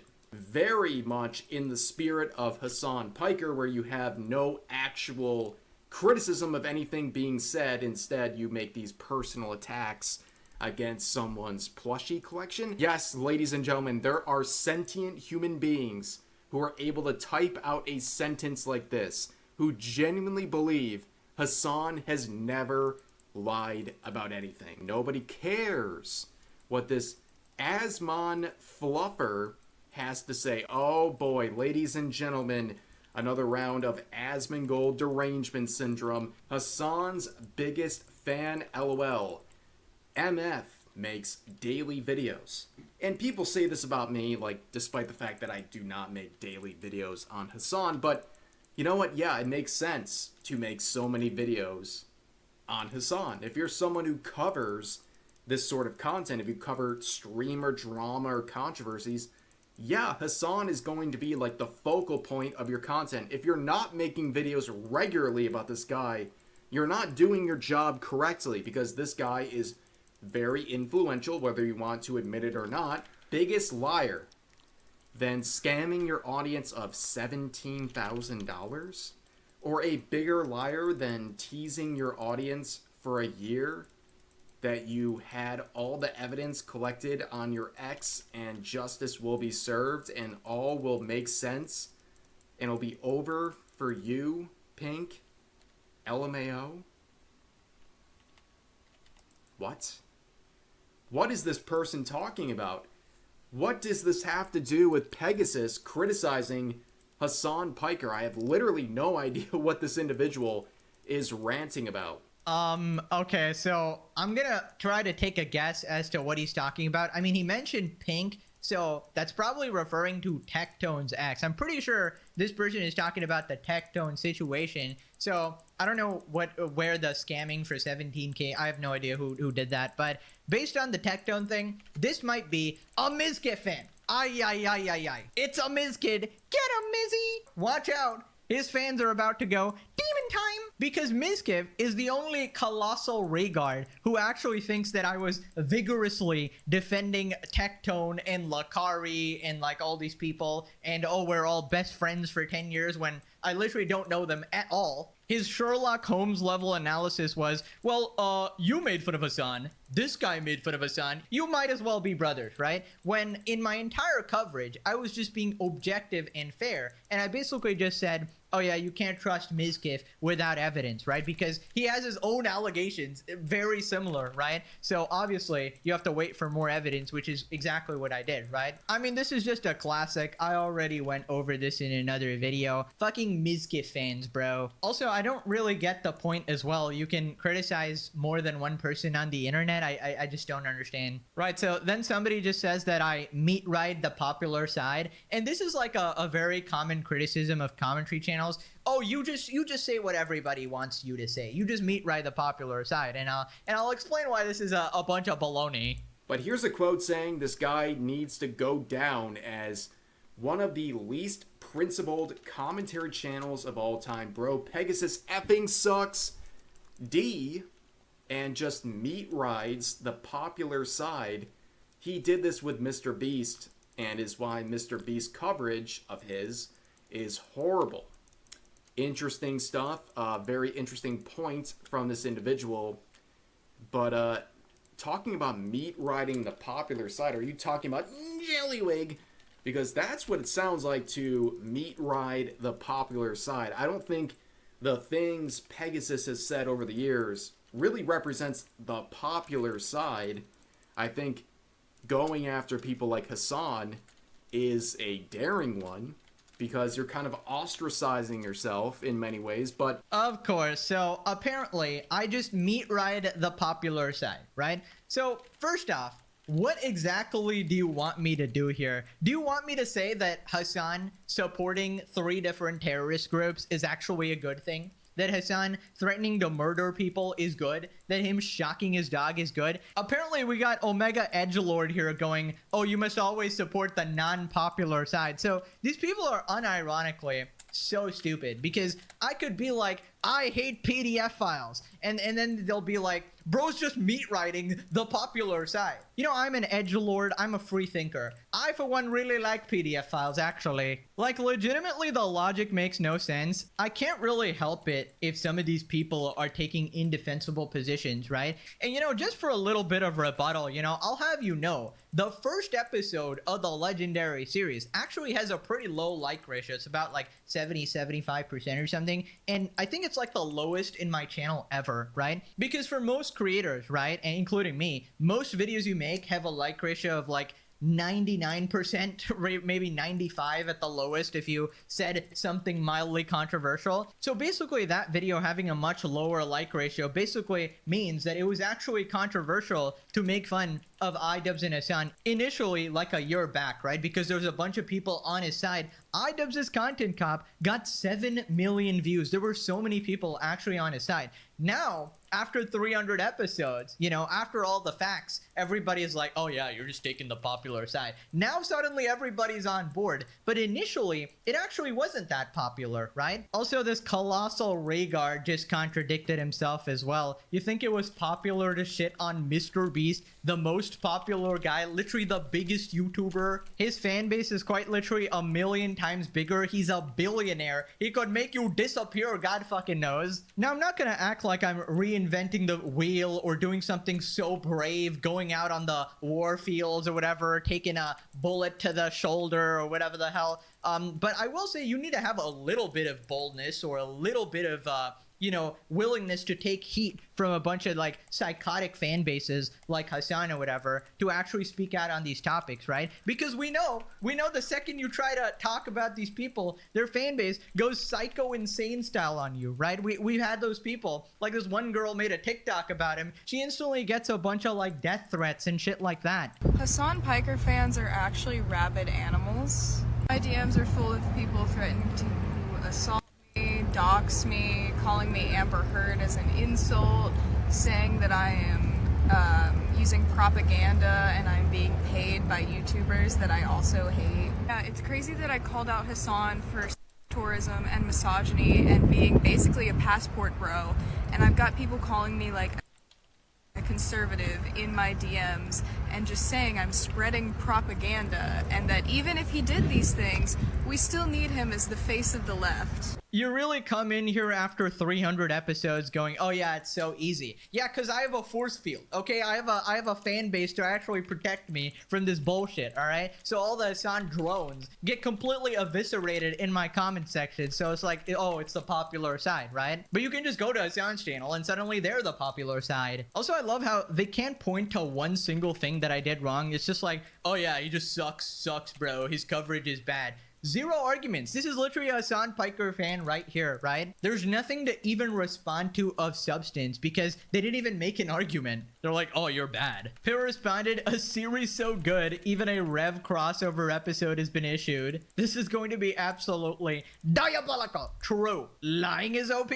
Might be the truest thing he's ever said. True, true. Let's up those numbers. Let us all thank Jillywig for his contribution to the series. Now WestJet needs to react to this video declaring Rev finished all over Pegasus. Okay, bro. Okay, now you're lost in the sauce. I love how everyone in the comments knows all of Peg's catchphrases. I don't think our boys have anything to worry about. Yeah, I mean, these people don't really have much emotion, to be honest. Even Hassan himself, he can't really do much about me. He's tried to imply I'm some like PDF file supporter. It's not really worked. Is this truly the end of the legendary series? That's mostly up to Hassan. He needs to grow a brain cell. Twitter freaks think their online rage can damage the legendary series. Yeah, I mean, you'd probably have to get more than like 1 like or something. And even if you happen to get a viral post, it's not very impactful outside of Twitter, I'd say. Right, let's move on to Sensitive's coverage. Apparently even more people are mad. 8 videos of Pegasus' last 9 videos are about Hassan. The last time I saw something like this was Leafius here's videos on Pokimane. I've seen a lot of people being mad at people milking topics, or you know, why does Pegasus have 30 billion Hassan videos, or why does Sens have 40 trillion iDubbbz and Anissa videos? It's just basic supply and demand. That's what the people want to see, that's what they like, and that's what the creator likes. So it's like a win-win for everyone. And I think that's the same for Pegasus. Every single day that Hassan goes live, he says something new, he says something stupid, and it's an ongoing story. It's not like he's, you know, talking about something that Hassan said 10 years ago. Unfortunately, there's a lot of people who are jealous. A lot of people are like, man, these slobtubers don't deserve the money. I spent 3 years making my video and it only got 10K. Meanwhile, these slobtubers, it takes a few hours and they get 40,000 views in an hour. It's not fair. My response to all of that is skill issue. Get better. Oh yeah, absolutely. Oh my god, I can't tell you guys how many people I've encountered like this who are so jealous. It's unreal. And it's usually like the high effort people, the sort of video essayists or the once a month posters. Oh, I post only quality content, guys. And they are so salty. They're like, oh, I spent 50 years on this video. I researched it for 600 hours, still got all my facts wrong. And then they see me who spent 1 day and got 10 times the reviews or whatever. Like, I don't choose that. That's the audience, right? It's a skill issue. You need to be more entertaining. It's not my fault that you aren't as successful. And I've had this issue for like years now where people are complaining about milking. When I did the KSI, Logan, and Mr. Beast saga, there were a bunch of people getting really mad at me on like Twitter, Reddit, everywhere, essentially, even TikTok. And they essentially are so triggered that I'm able to keep farming this, right? And they think, oh, you're clickbaiting a bunch or whatever. But the thing is about clickbait, it only works once, right? If you try to do it again, all the people who fell for it the first time are going to be like, yeah, I don't trust this guy. I'm not going to click anymore. The fact that it's consistently getting views for years and years means that people really like the stuff, really like the content, and they're willingly clicking on it, right? And they really only selectively apply this stuff, right? Any other genre, this is completely fine. Like gaming, you could milk the same game a billion times, but that doesn't matter, right? Or even in the like political genre, like there's a bunch of people who only exclusively cover Trump, right? There's made like thousands and thousands of videos on him for years, and they have nothing to say about that, right? And for me, Hassan is just the version of Trump here, right? He's just like a lol cow, right? So he's just going to be clowned on relentlessly. Anyways, the Hassan fans keep coping, saying that Hassan gave me all this clout. Does this guy talk about anything other than Hassan? I mean, from what I've seen, yeah, you know, his videos are like 30, 40 minutes, and there's multiple different topics. I love comments like these. This is Pegasus' second channel. I believe if you combine both of his channels, he has 2 million subscribers and maybe half a billion views. Do you know how much money that is? This is just extra money for Pegasus. Once again, it's a win-win. He has fun, people enjoy it, people are entertained by it, and he makes extra money. The Hassan fan cope is going crazy right now. Pegasus made his career about crying about people. Literally just what Hassan does, but okay. Hassan gave him most of his clouds. No, but sure, buddy. Not that he said anything of real substance. He will be remembered as a hater while his son goes to like CNN respectfully.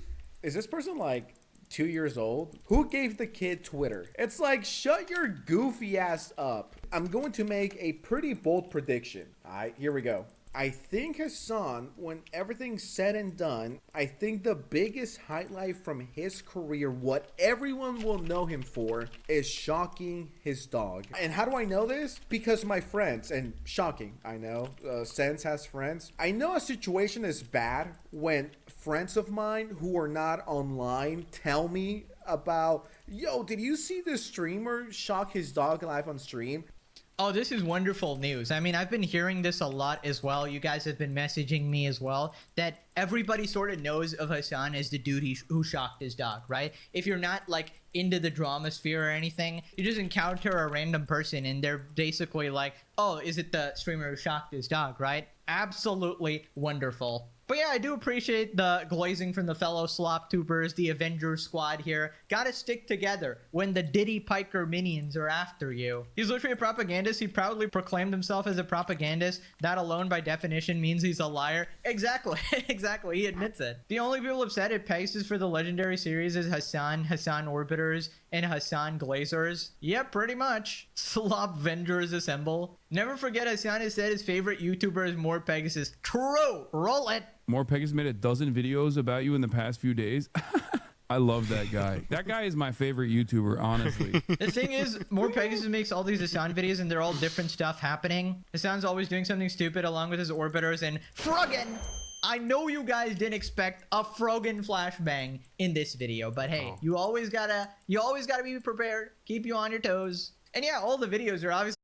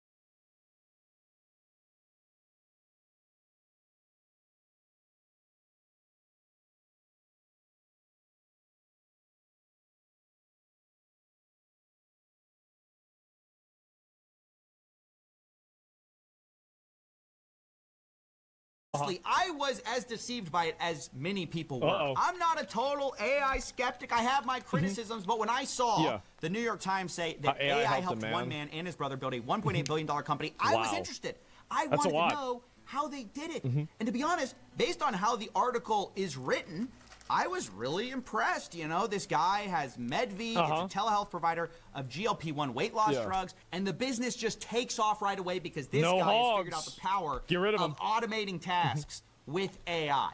And by 2025, Medv's first full year in business, the company generated $400 million in sales. This year, they're on track to do $1.8 billion. Now, that is just mind-blowing. That's and in a a big lot. way, this article credits AI. It says AI turbocharged it. Wow. It's not an AI company, but I did it with AI. A $1.8 billion company with just 2 employees. In the age of AI, it's increasingly possible. I think that's and it really true when it's preys not on true. this kind of big prophetic idea from the AI bros, specifically Sam Altman, that this is sort of destined to happen because of how powerful AI is.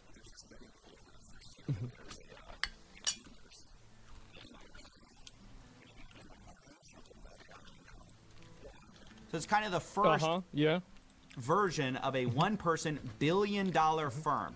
And this article mentions that explicitly. In an email, Mr. Altman said it appeared he had won a bet over whether such a company would appear, and he would like to meet the guy who had done it. So on the surface, right, it seems like the American dream.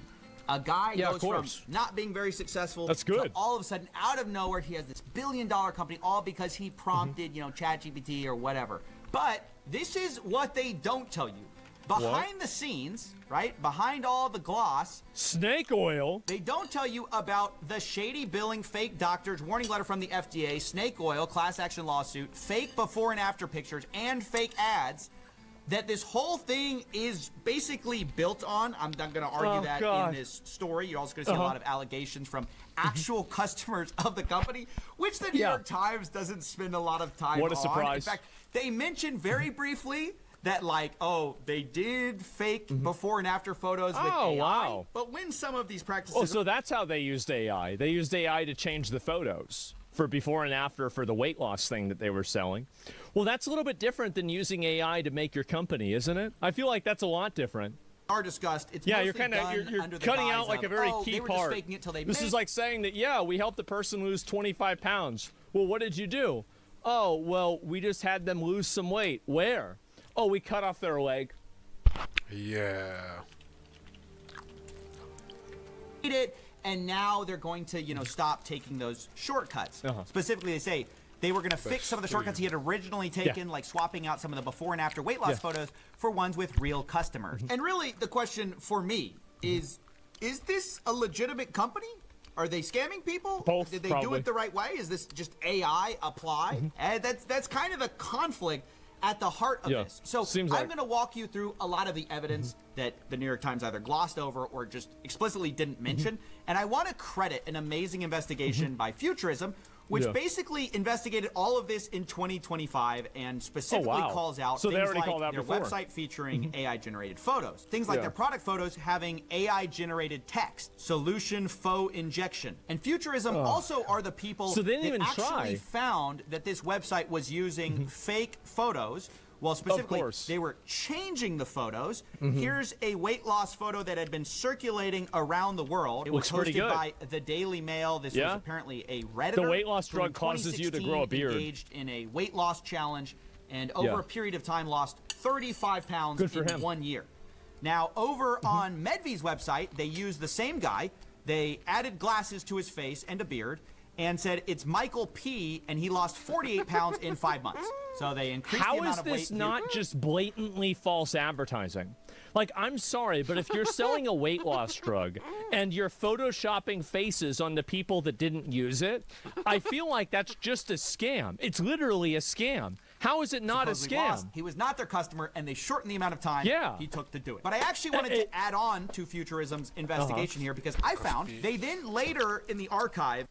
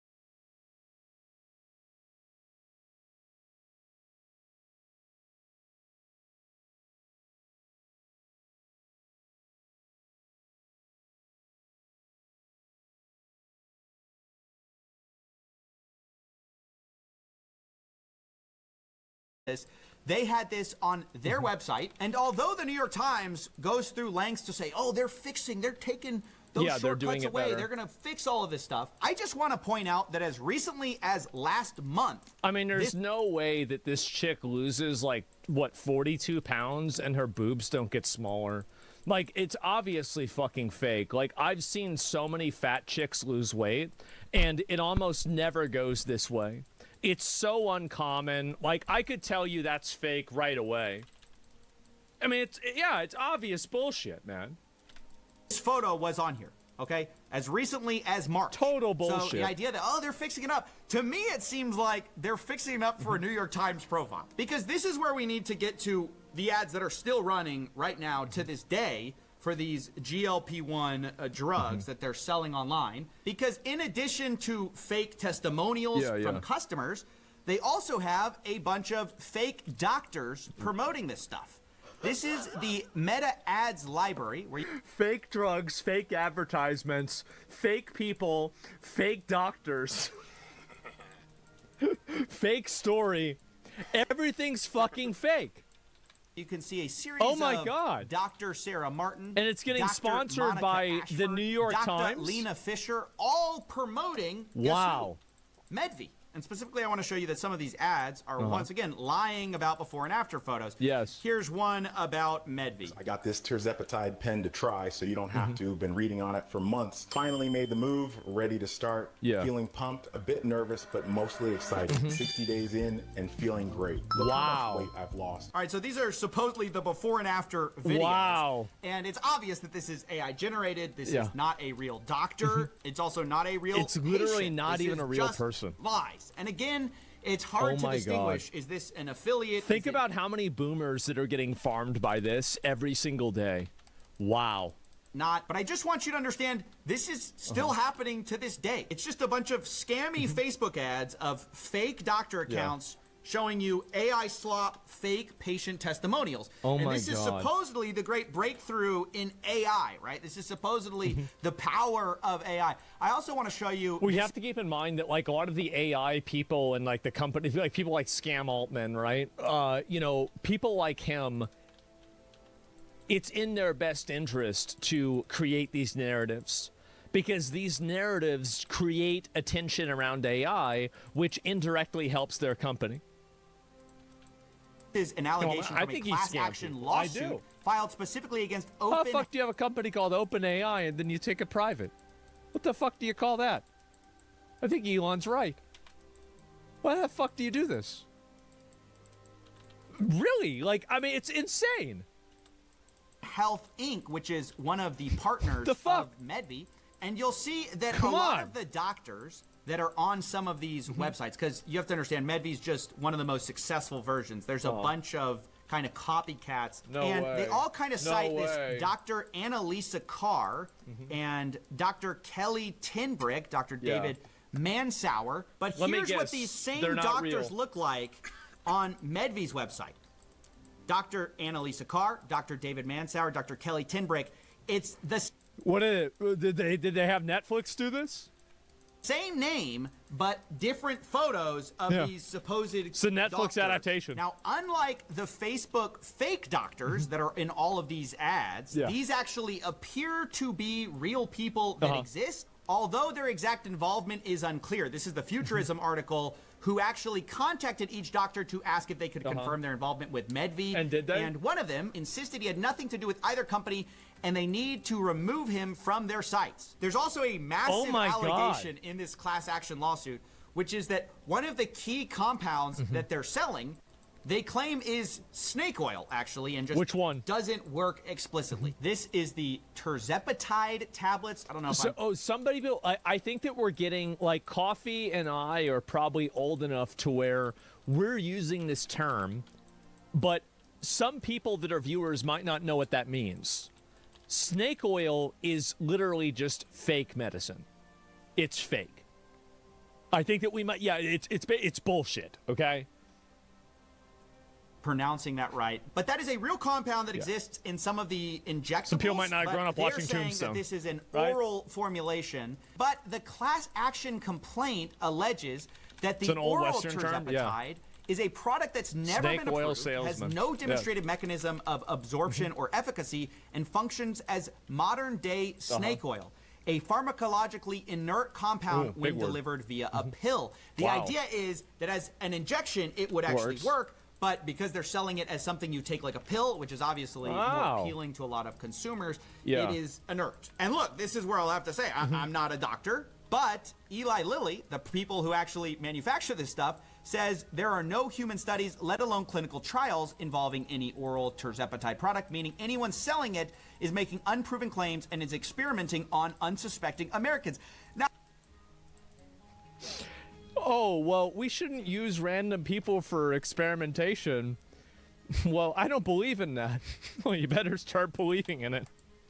It's happening to you right now.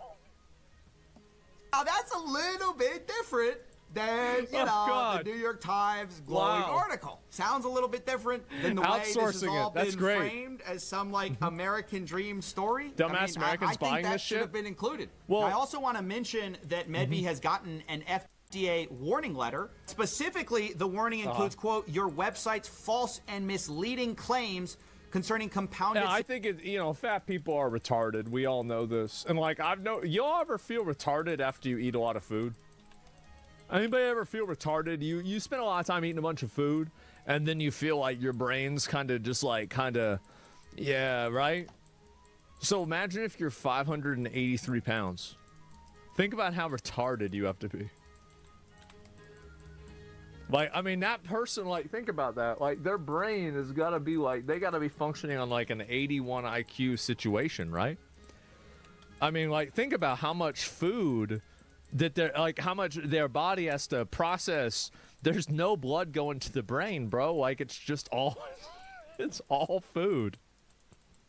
Glutide and terzepatide products. So really, when you dig into this stuff, this is a really shady website that took advantage of a loose regulatory regime to shove down a bunch of AI slop down people's throats in order to get them to buy products that in some cases, according to the people who actually make the product, allegedly don't work in that form, or at least there's no evidence that it works. This is further borne out by some of the reviews where April, for example, who reviewed this product, says almost $2,000 spent, and not only did I not lose weight, but I gained. Finally, someone said that the Fat April in Tennessee. That's right. You should have bought a fucking treadmill instead. Too bad. That's right. The magic pill that makes you lose weight without having to do anything. Guess what? It didn't work. oral doesn't work and I should do the injection. That was when I knew I was done. This person says, I took the oral terzepatide. Bye, Then at fat, the appointment, they said, orals don't work and switched me to injections. This review gives 1 star and they say, I'm beyond frustrated with this company. I chose the oral medication for ease of use of the product. It was delivered very wet and immediately started melting and was finally told on the 3rd week that I should not be taking a defective product. Wendy gave it 1 star and said medication was deemed ineffective. Trina says, do not buy oral terzepatide. It doesn't work. They don't tell you this during the appointment. They accept your money and let you find out for yourself. God. And maybe just as bad, How some of does the this billing happen? practices, of course, are shady, which is what you'd expect. No way. So the people selling you fake medicine also steal your money? Who could have ever guessed that? A company like this. Horrible buyer beware. They All doubled women, the by the price way? and charged my credit Yeah, of card without course. sending any medication. Like many people in these reviews, I did not receive the product, but was charged $3.99 and then told I would get a refund. Then later was told they don't refund. So I hope by now you can see why I'm a bit annoyed and feel like I have to give the other side of the Man, story. stop being when I lazy, see yeah. an article like this that uncritically lifts up a company for getting a massive amount of sales, for sure, but how they got those sales is just as important, if not more important. I mean, this is the exact opposite of a success It's story. not important as long as it's not a scam, right? I mean, you could say it's important inside of like a Forbes, business deep dive. But damn, bro, he's upset. Look at that. Wow. So, but it's not important directly to an average user.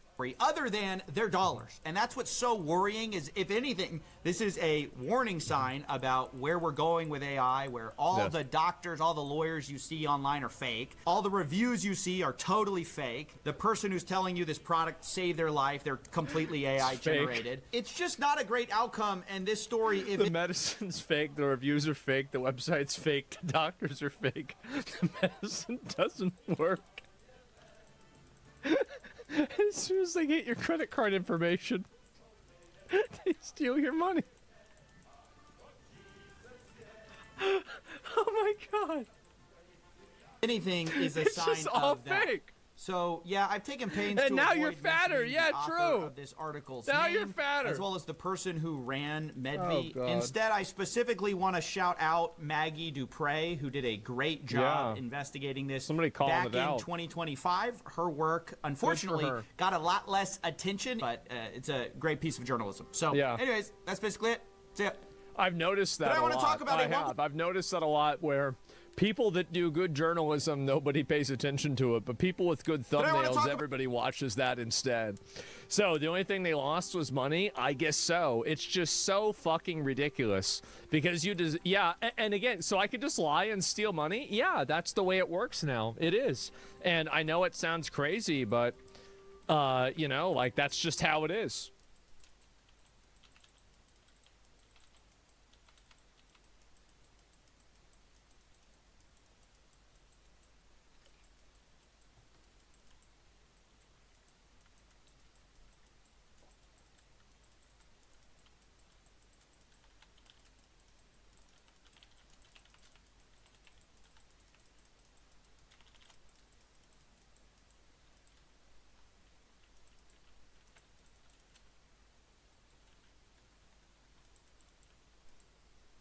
Uh-oh. Isn't it a little bit homophobic that we're so focused on the straights of Hormuz and not the gays of Hormuz? Yes, I agree. Yes, for sure. Yeah. Why do you think they're willing? Isn't it a little bit homophobic that we're so focused on the straights of Hormuz and not the gays of Hormuz? Yes, I agree. Yes, for sure. Yeah. Why do you think they're willing to leave the gays of Hormuz behind?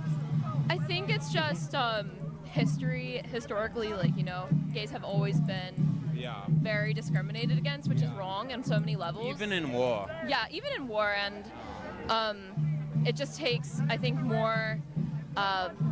There's no way. It gets worse. More reform in government, obviously, and then also educating society. I just feel like if we're gonna go in there, we can't leave the gay people behind. Right. I don't think we should go in there at all, but if we're going to, the gays of Hormuz, we could turn it into Fire Island.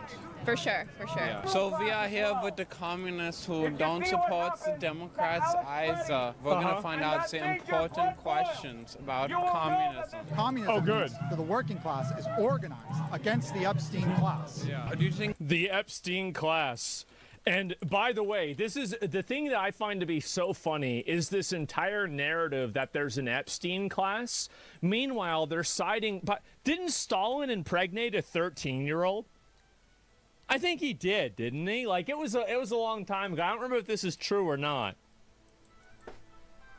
He did, yeah. That's pretty young.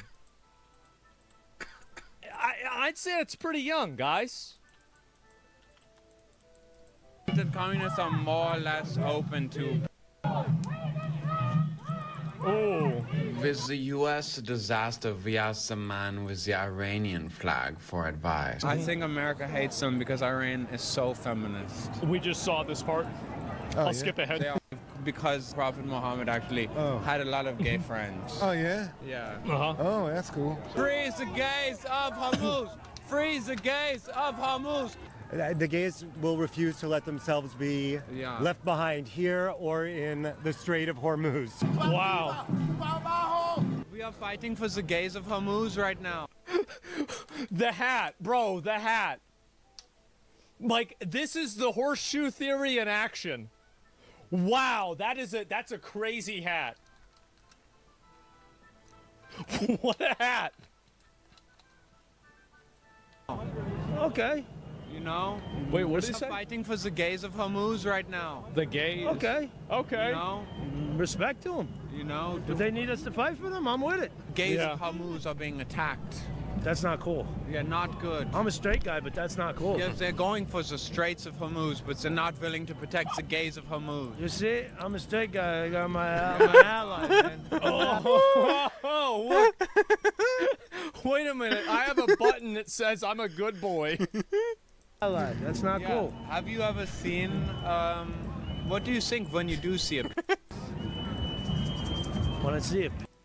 Yeah. I don't know. Never seen one other than my own. What did people think of the persecutors of the gays of Hamouz? Fuck Erica Kirk, Donald Trump, Aaron Trump. Erica Kirk? How is Erica Kirk the first person you think of, not the president? How is she ahead of the president? Should we send Baron Trump to suicide bomb in Iran? Let's do it. Let's do it. I mean, like, send him to the front lines. Yeah, what about Don?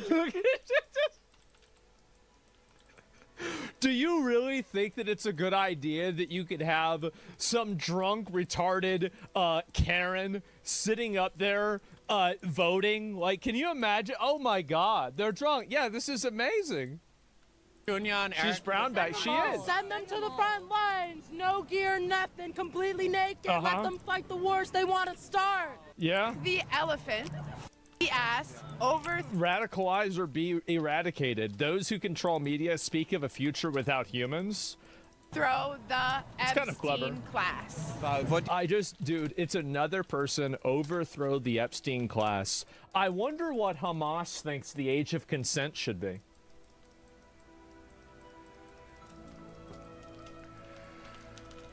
I wonder. I don't know.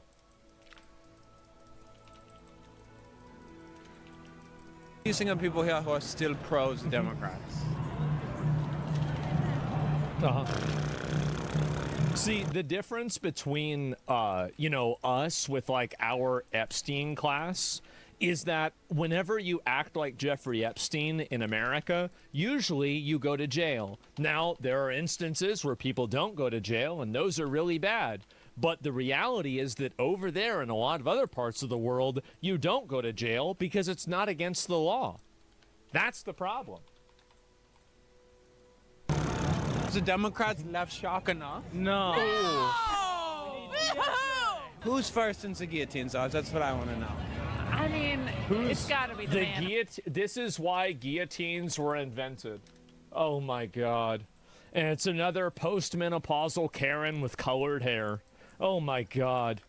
So it's got to be Trump. I think Stephen Miller #2. But I mean, the only thing is, like, I wouldn't mind if the guillotine was a little duller. Yeah. You know, a few tries. So you know. See, this is what people need to realize is that these people, if you give them what they want and you let them have power, they'll kill you. They openly talk about it. Like, they will literally kill you. Like, so this is the issue, right? It's a huge problem. Like, they will do this. And how do you know that they will do this? Well, look at Charlie Kirk. They killed Charlie Kirk in front of everybody. And these people were laughing about it, making jokes about it, and then saying it was a good thing and he deserved it. Stephen Miller. We warm it up with Stephen Miller, G80 Yeah, so get it dull. And can we throw in Ivanka? Ivanka. I mean, just. I would like to give her. Melania, I'm okay. But, like, Ivanka. Melania will guillotine. Yeah. Don't act like every political community doesn't do this. Can you give me a parallel to Charlie Kirk that the right-wing community has universally supported on, like, social media? Give me a parallel to that.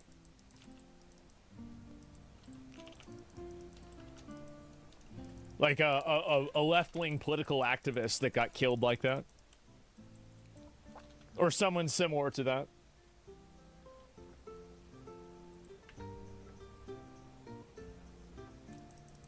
We're talking about calls for violence.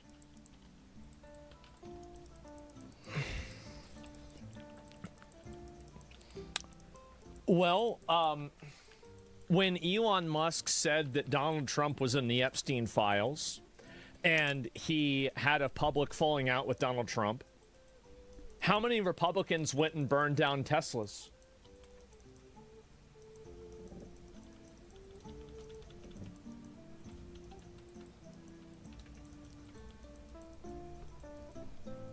When did that happen? The closest thing is George Floyd. George Floyd was a criminal scumbag, and the world is a better place that he's dead. Maybe he didn't deserve to die that day, but he never should have been out of jail for what he did.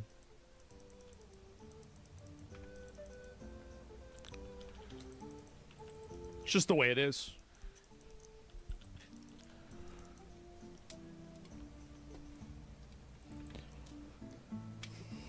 Not many. I condone radical leftists. Well, then, okay, there you go. Well, because, but like the thing is that you're creating a false equivalence. You're saying everybody does this. You're right. There are people on every side that do this. But whenever you misattribute and you misrepresent it and you say that, well, because some people on this side are doing it, we shouldn't look at the disparity between how often something happens. It's the same thing that I talked about with the Iran child marriage thing. Like, you have tens of thousands of them over there, right? Over here, we have teenagers marrying other teenagers. It's a deliberate misunderstanding. These people clearly are doing it. They're clearly advocating for it. It's not. This is very one-dimensional. It's not completely one-dimensional, but it's very one-dimensional. Okay. About Eric and Donald, so. Oh, yeah, definitely. Eric and Donald, you believe in nonviolence? Yes. Yes. I believe in nonviolence, except for the people that I disagree with. They need to die.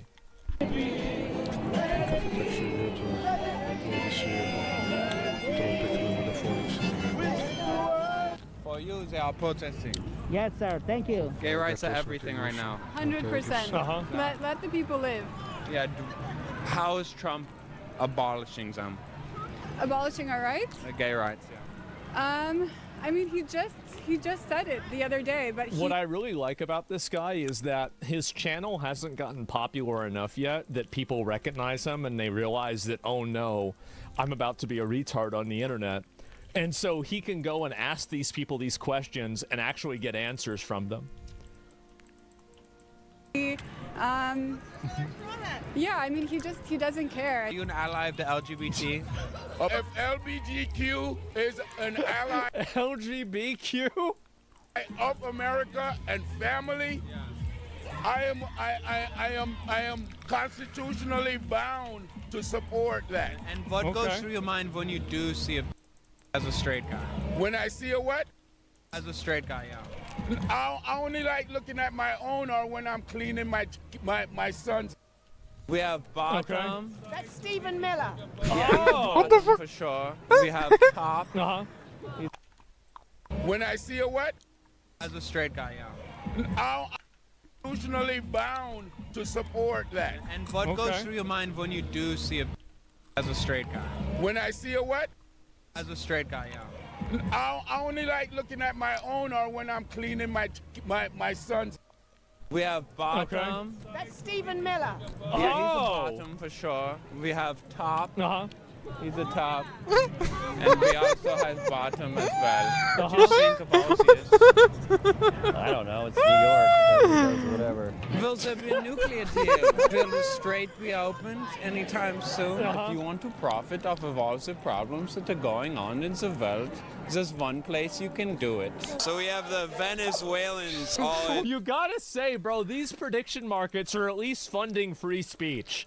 I gotta appreciate it. In support of charging Maduro, but they're protesting against white people. Delcy Rodriguez has a 67% chance on Cauchy to win. Are you on this side or are you on the side of the big booty Latinas? Why do you think Trump's willing to leave behind the gays of Hormuz? Dude, Trump is. Oh, goodness. Fucking. Don't even get me talking about that guy. That guy's a piece of shit. Like, why do you think he's so after the Straits of Hormuz and not the gays? Oh, yeah. Oh, yeah. Dude, I have no idea how that guy's brain works. He's like a chicken. Yeah, he's a fucking idiot, huh? Chicken brain, right? So they say chickens are like a small brain? Straight up. Yeah, bro, like, absolutely. Yeah, he's so stupid. Hormuz. Oh, am I worried about it? Yeah.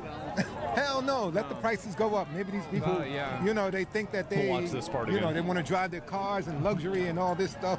Let them feel some pain. Yeah. Yeah. I hope they blow it up. I mean, any ship that go to there that's U.S. They related. blow up the U.S. ships trying to protect them. Exactly. Yeah. Yeah.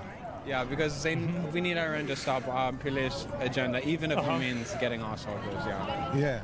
I agree. Meanwhile, Iran is massively imperialist. They're trying to expand Iran. They're trying to take over other countries. They're funding terrorist groups in other countries.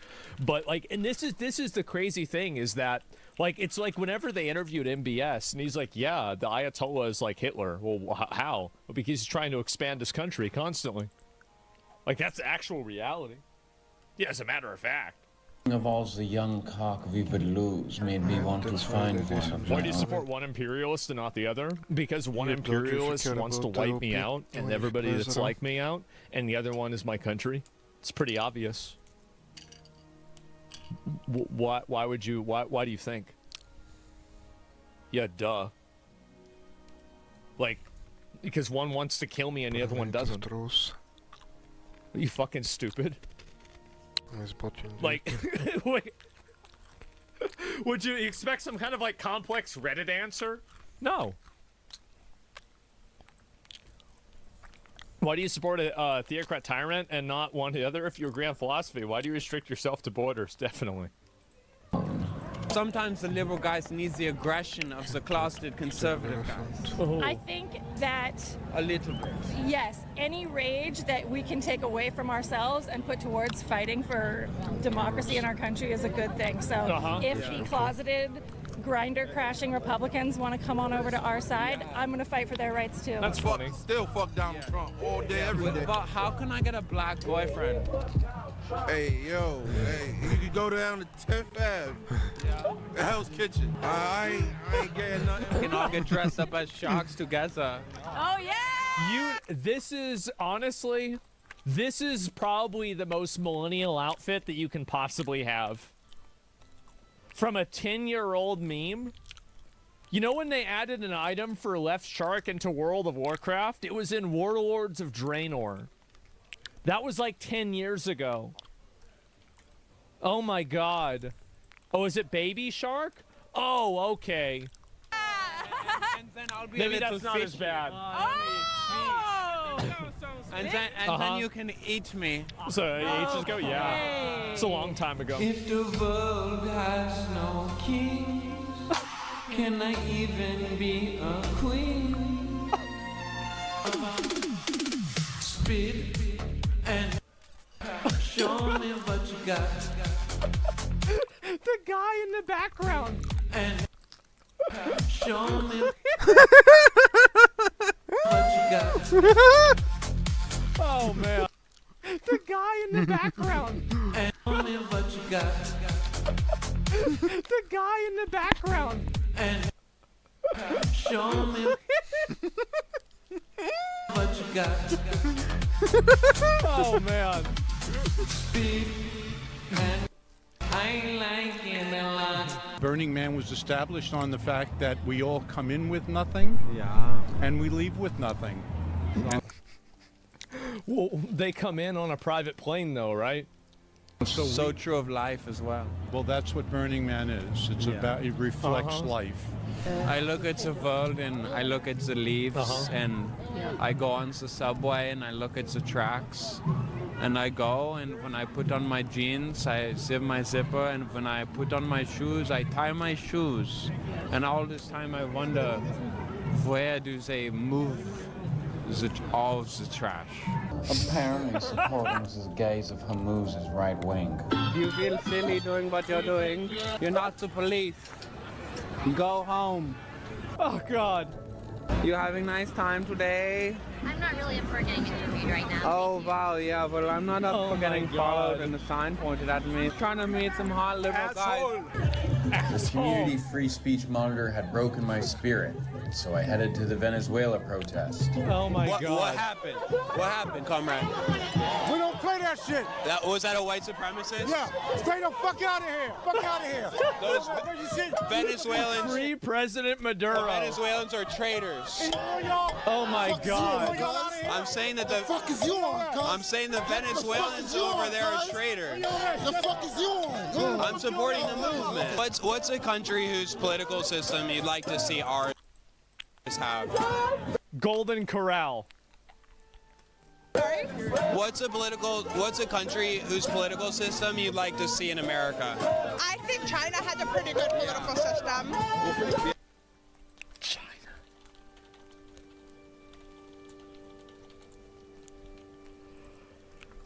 Oh my God. And I think, they all have health care, they have housing, they get their education. Yeah.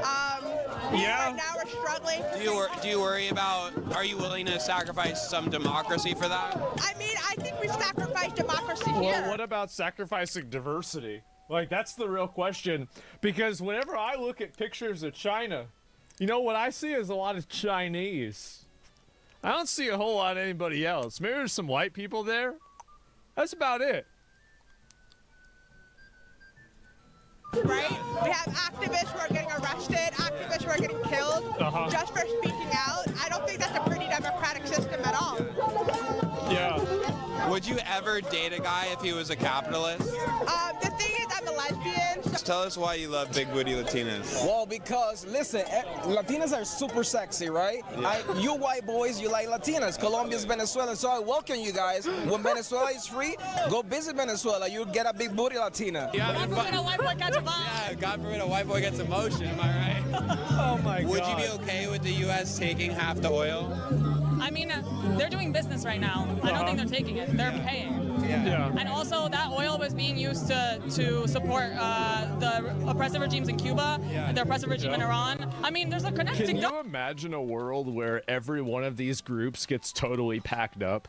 Like, Iran is basically neutralized. You have all the terrorist groups, the Islamic terrorist groups that have been effectively neutralized as well. And then you have Cuba that gets deleted. And then you have Venezuela that's already improving. I mean, these people, like, it's going to be a really bad time. Peace on earth. Yeah, it'd be a lot better. Here, they're all repressive regimes. What advice do you have for dating a Latina? You have to be patient. Yeah. You have to be patient. You can't get you have to let her get mad. Do you think the U.S. is afraid that people will see that Venezuela is actually a better system than we have? Oh, I think for sure. You know, for sure. Many people have said that the Cuban system is so bad. Why doesn't the U.S. just leave it alone? If socialism is going to fail, leave the Cubans alone. I have my corporate job.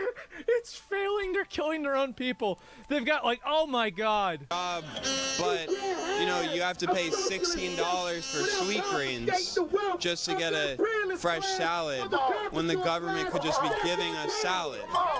Yeah, I mean, there's so many ways in which the government could support working people. Isn't it crazy that almost every single person that's part of this, they're all old? I guess this one's not old, right? But besides that, look at the, like, he's about probably my age, so kind of old, right? And so, yeah, look at them all. They're all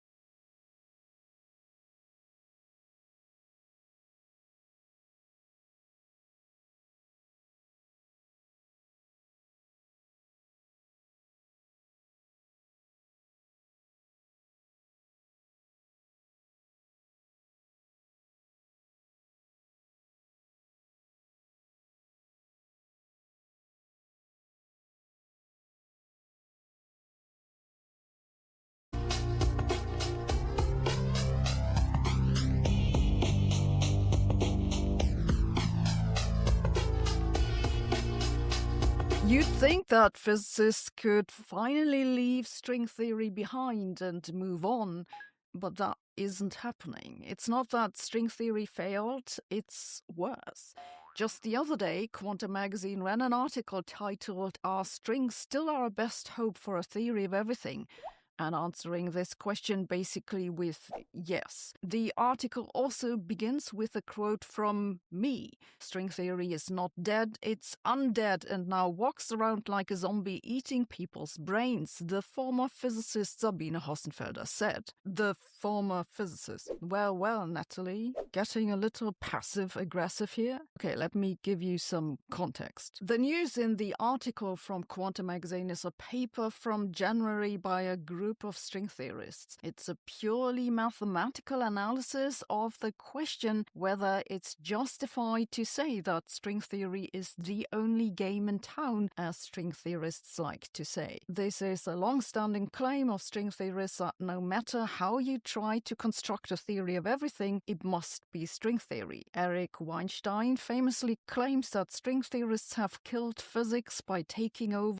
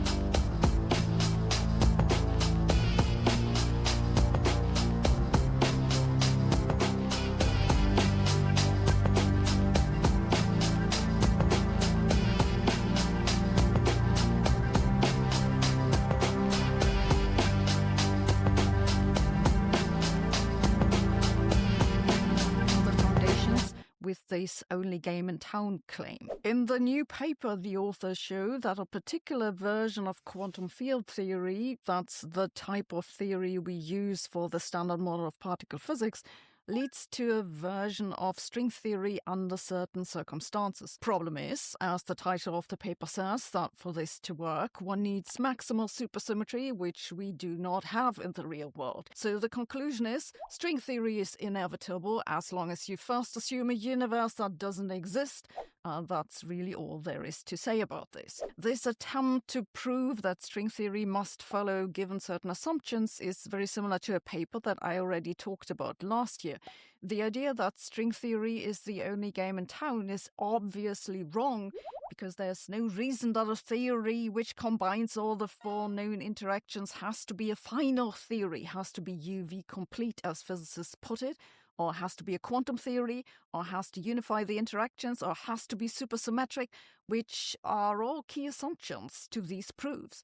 So in my mind, these are good papers because they force string theorists to face just why their theory is not the only game in town. But that string theorists are in the process of disproving themselves isn't really the noteworthy thing here. What's noteworthy is a general trend that I see in the community, especially among younger people. They are no longer interested in describing reality. They're content to just do some calculations so long as they can get it published. The previous generations of string theorists at least tried to figure out how to test the idea. Granted, that didn't work. They just ended up inventing a lot of particles that were never found. But at least they tried to do real science. The new generation just doesn't care at all. And that's the legacy of string theory. It's left behind a group of people who call themselves scientists, but who do neither proper science nor proper mathematics, because mathematicians don't care about this stuff either. In fact, no one cares about this, except, as it seems, Quantum Magazine.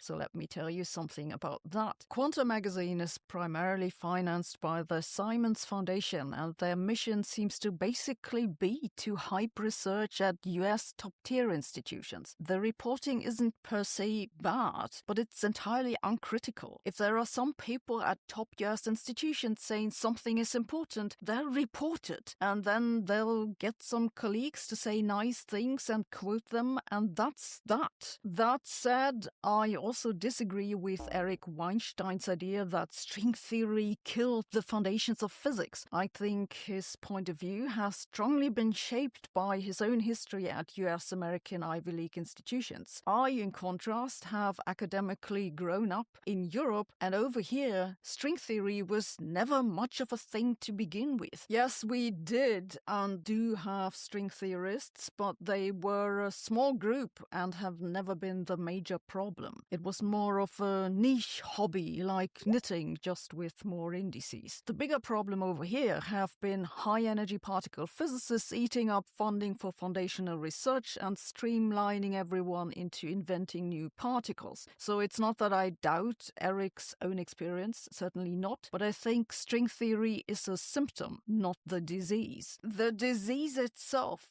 is the completely broken incentive structure in academia. Doing real science is hard. Doing some calculations for theories that don't describe the real world is easy, so if they can get away with it, that's what they'll do. Better still, since most people on the planet don't understand the calculations, they won't dare criticizing you. And that's why this insanity lives on. And if you start calling out how insane this is, that's when you become a former physicist. But AI in maths is just the tip of the iceberg. A guy just won $1 million by creating an AI film. A 19-year-old girl runs an AI agency and earns $100,000 per month. And a recent report from Forbes shows that employees who use AI at work are earning 40% more than those who don't. So the question is, where are you? Outskill is the first ever AI-focused educational platform to accelerate AI learning for people like you and me. They are hosting the 2-day AI Mastermind Training live this Saturday and Sunday, and right now is the perfect moment to join because you can get in absolutely free for the next 48 hours. Outskill's training has already built more than 10 million AI-first professionals worldwide and is rated 4.9 out of 5.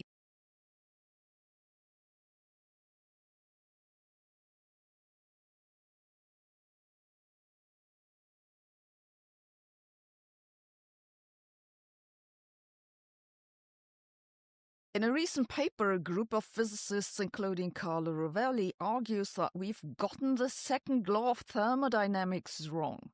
It isn't a real law, it's a circular argument, logically wrong. A bold claim about something printed in thousands of physics textbooks. Even more amazing, they say that for all physics can tell us, you are most likely a brain floating in an otherwise empty universe, and I am just your imagination. Could you try a little harder? This paper is about a thorny problem in the foundations of physics known as the Boltzmann brain problem. The issue is that as time passes, entropy in the universe increases and increases and increases. This means, loosely speaking, that the particles in the universe will become more and more mixed up until life becomes impossible. But this isn't the end, because a state of high entropy isn't perfectly smooth. It has fluctuations. These fluctuations are spontaneous clumps, basically, assemblies of particles that happen coincidentally. Small fluctuations, so small assemblies of particles, are likely to happen. Larger ones, less likely, but if you wait long enough, arbitrarily large fluctuations happen. Molecules, cells, even entire brains. These are the Boltzmann brains because Boltzmann was the first to point out this bizarre consequence of entropy increase.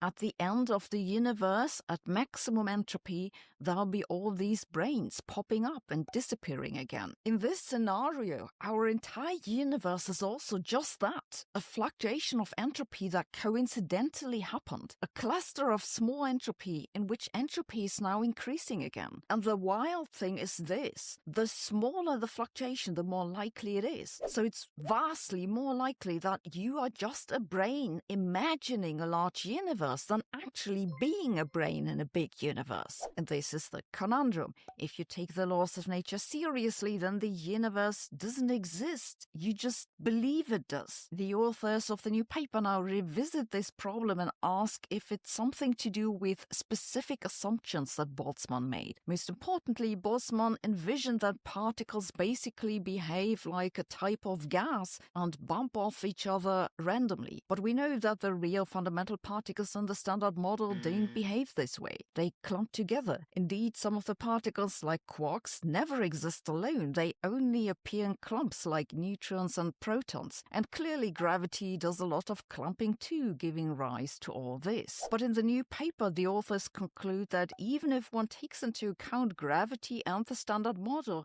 that doesn't solve the problem. They conclude, quote, "At present, there is no fully rigorous argument that relies only on established physics to dispel the possibility of the Boltzmann brain hypothesis." But wait, it gets worse. Because of this, they say the second law of thermodynamics isn't a law, it's a circular argument. It's logically wrong. You see, the second law of thermodynamics says that entropy can't decrease. It can stay constant, but usually it increases. Why does entropy increase? It's because we assume that it was smaller in the past. And why do we do that? Because we have records of the past, but not of the future. But why do we trust the records? It's because entropy increases.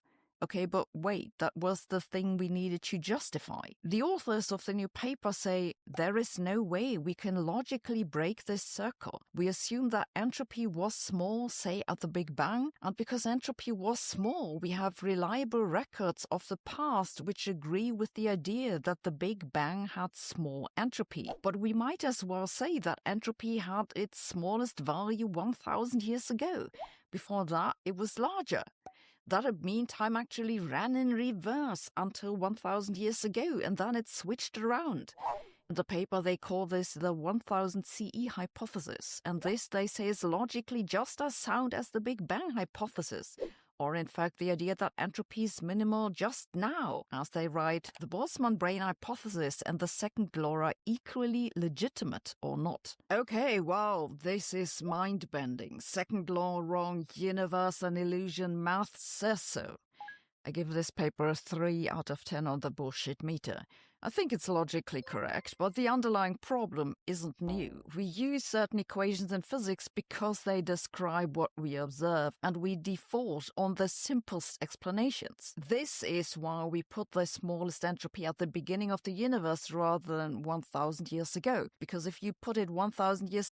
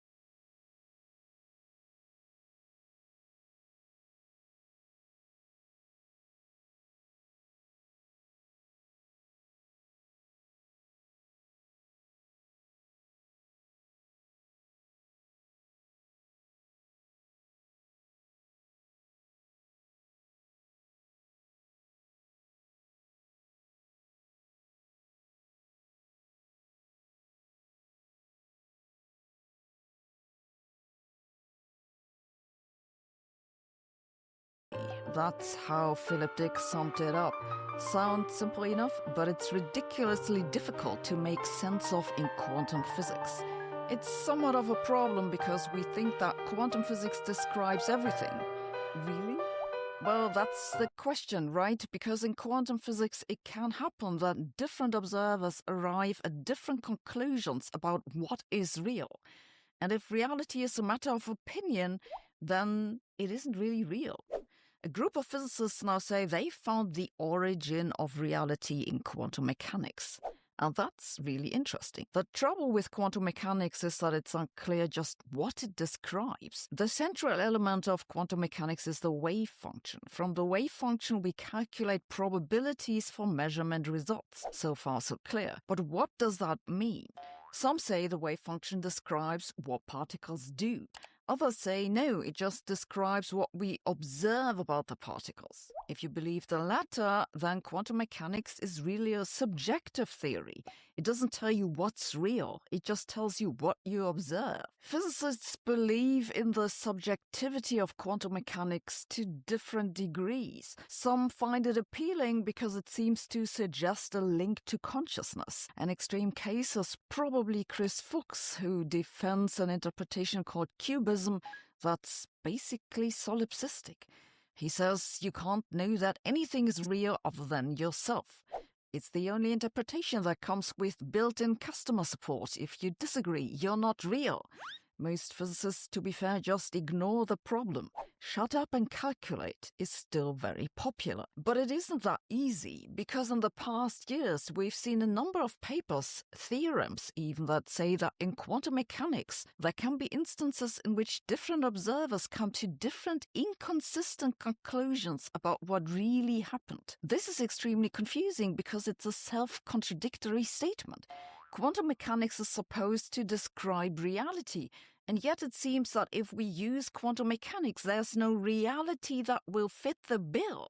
So what are we even talking about? If this hurts your brain, it should. The underlying conundrum is that we don't understand what a measurement is in quantum mechanics. You see, a detector is also made of particles, and it should also behave by the rules of quantum mechanics. Yet, if we do it this way, we arrive at the issue that reality isn't real. The authors of the new paper now say they figured it out. They work with an approach called quantum Darwinism. It's named after Charles Darwin because the idea is that a quantum system reproduces its information in the environment, and the measurement result is what's best at reproducing, so that we can then read it out. The idea is 20 years old or so and goes back to Wojciech Zurek, but so far it's been rather vague. I've never been a fan of this idea, but let me postpone my misgivings for a moment. Don't worry, I'm German. I'm extremely capable of postponing joy. One has to give credit to the authors that they've really made a lot out of this. In the new paper, they say that they found a precise characterization of the onset of classicality. That is, they have been able to quantify when quantum effects go away, and they say they've shown that this happens gradually. So if observers make only few measurements of a quantum object, or the measurements are not particularly good, they might not agree, but the more they measure, the more they will agree. And this is why we all share the same reality. The neat thing about the paper is that it acknowledges that, yes, those worries that observers can disagree on reality are correct, but this is only for small systems or imprecise measurements. The more precise the measurements, the more observers will agree. This is another win for quantum Darwinism after they just showed a few months ago that they had experimentally confirmed some of the key predictions. Okay, now to my misgivings. This approach depends on how you define the environment. This means you must know what is the system you're trying to measure and what is the thing that you're measuring with. In quantum mechanics, there is no such distinction. You have to put this in by hand, which means you have basically postulated the problem away. This is why I give this paper 3 out of 10 on the bullshit meter. I think it's mathematically fine, but they didn't really understand the problem they're trying to solve. But it teaches us an interesting lesson. If reality is what survives repeated copying into the environment, then Twitter is the most real thing ever. A few years ago, I received some ugly letters from a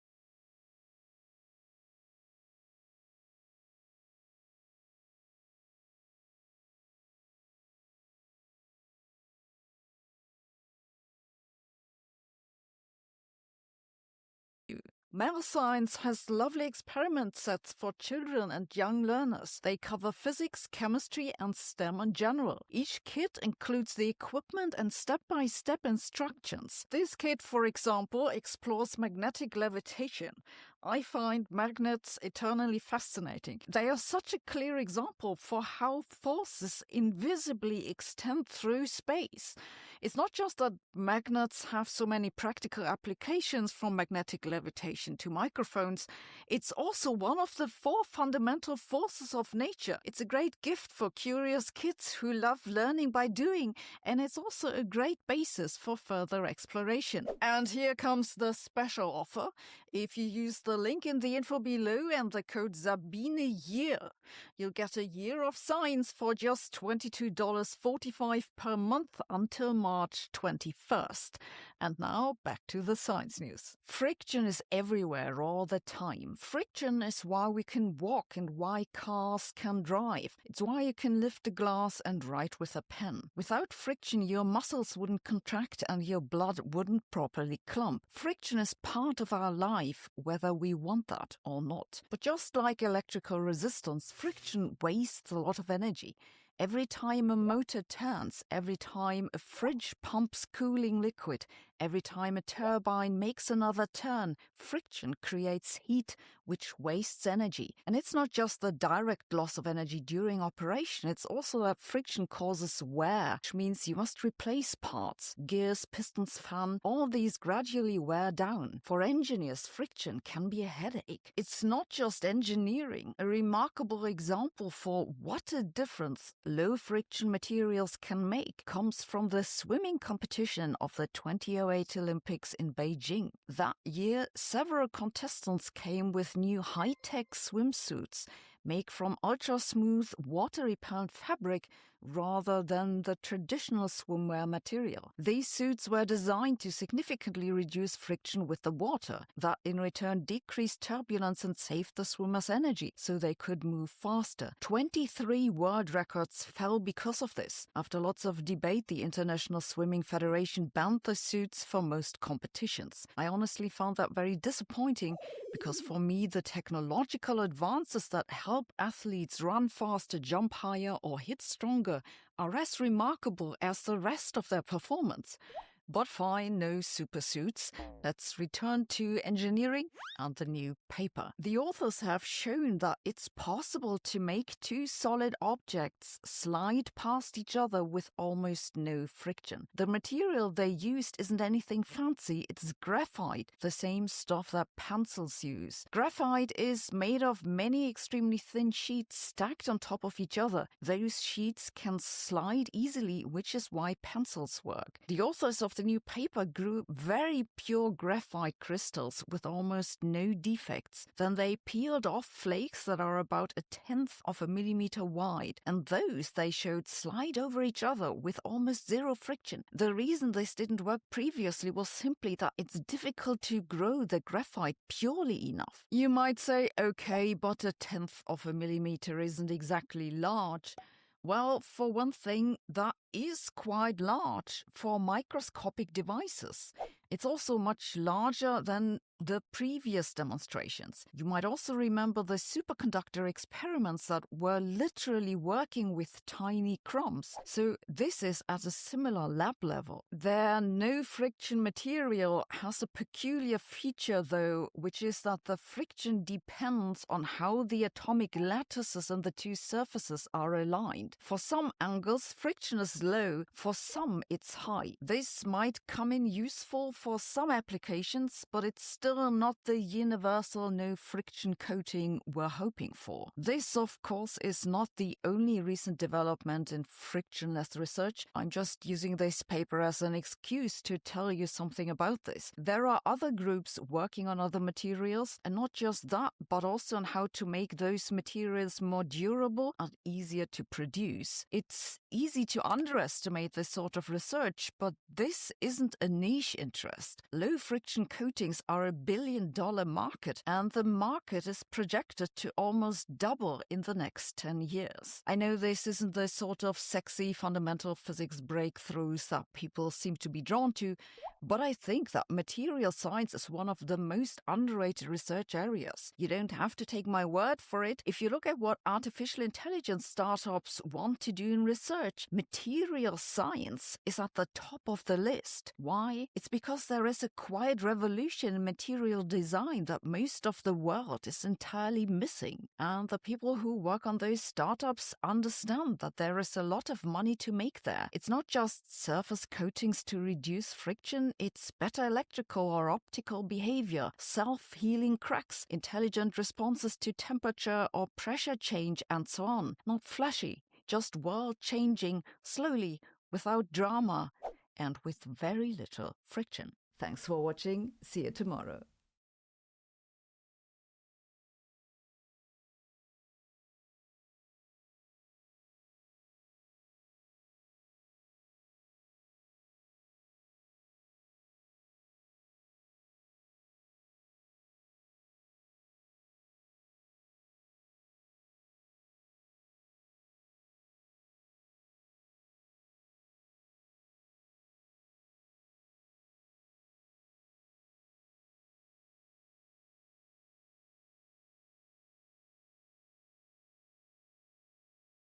We've got a black hole at the center of our galaxy, or so we thought.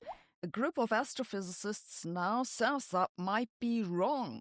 Let's have a look. The black hole that we thought sits in the center of the Milky Way is called Sagittarius A star because it's in the constellation Sagittarius. It has an estimated mass of about 4 million suns, but squeezed into regions smaller than our solar system. It's what astrophysicists call a supermassive black hole. The main observational reason we believe Sagittarius A star is a black hole comes from watching stars orbit around it. Some of these stars move incredibly fast. The most famous one, called S2, completes an orbit in about 16 years and gets extremely close to the central object. From its motion and the motion of other stars, we can infer both the mass and how compact that mass must be. Whatever sits there has to be very massive, very small, and very dark. In general relativity, the simplest explanation for that is a black hole. If it was a black hole, then the object would have an event horizon. That's a surface from within which nothing, not even light, can escape. It's the defining feature of a black hole. It is what makes the black hole black. But strictly speaking, we don't know that Sagittarius A star does have a horizon. It could very well be a very big, massive, and dark object whose nature we don't understand. And if you think of dark stuff that we don't understand, what comes to your mind? Right, dark matter. Dark matter is physicists' most successful product. It's everywhere, explains everything, but nobody can tell you what it is. Incredible marketing. And this is what the authors of the new paper claim. We may have mistaken a blob of dark matter for a black hole. If dark matter is made of particles, it's not entirely evenly distributed. It clumps under the pull of its own gravity, and these clumps are indeed the seeds for galaxies. These clumps still have fairly low density, much like clouds. These clouds of dark matter in which galaxies grow are called halos. The dark matter halo of the Milky Way is believed to have more than 10 times the Milky Way's mass and stretches multiple times its size before tapering out to the cosmological average. In these halos, though, the density of dark matter isn't the same everywhere. It has what astrophysicists call subhalos of higher density. You expect subhalos for pretty much all types of dark matter particles. They're interesting because they could be near us and they could be observable. In fact, our solar system might float through a dark matter subhalo at some point, which would make it easier to detect dark matter particles if they exist. The authors of the new paper now consider a very specific dark matter particle, a type of fermion. Fermions are particles like electrons, and they have the peculiar property that they can't all sit in the same quantum state. Because of that, fermions have a built-in pressure called degeneracy pressure, which makes it difficult to squeeze fermions together. This is what keeps white dwarfs and neutron stars stable, and the authors say that dark matter could form clumps of high density stabilized this way too. In that case, the dark matter in our Milky Way would have a dense central core, which is surrounded by the much less dense halo. The halo fits to the observations we have from our Milky Way, and the amazing thing is that the dark matter core fits the gravitational pull near Sagittarius A star really well as the black hole hypothesis. They write, no conclusive preference emerges between models. What are we to make of this?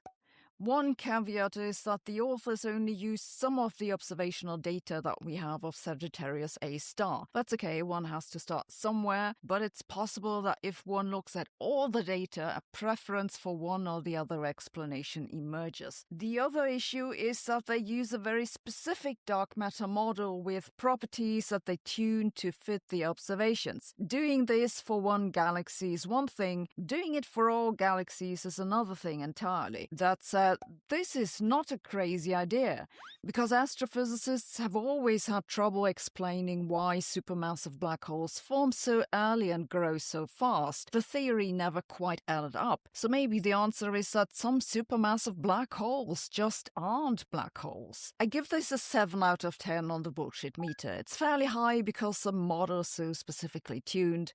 However, I do think that the idea has potential, and maybe it actually ends up solving some of the problems with dark matter. It also finally explains the asterisk in Sagittarius A star. It's a footnote and means may or may not be what you think it is. I read a lot of news to keep you well informed, and I found that the best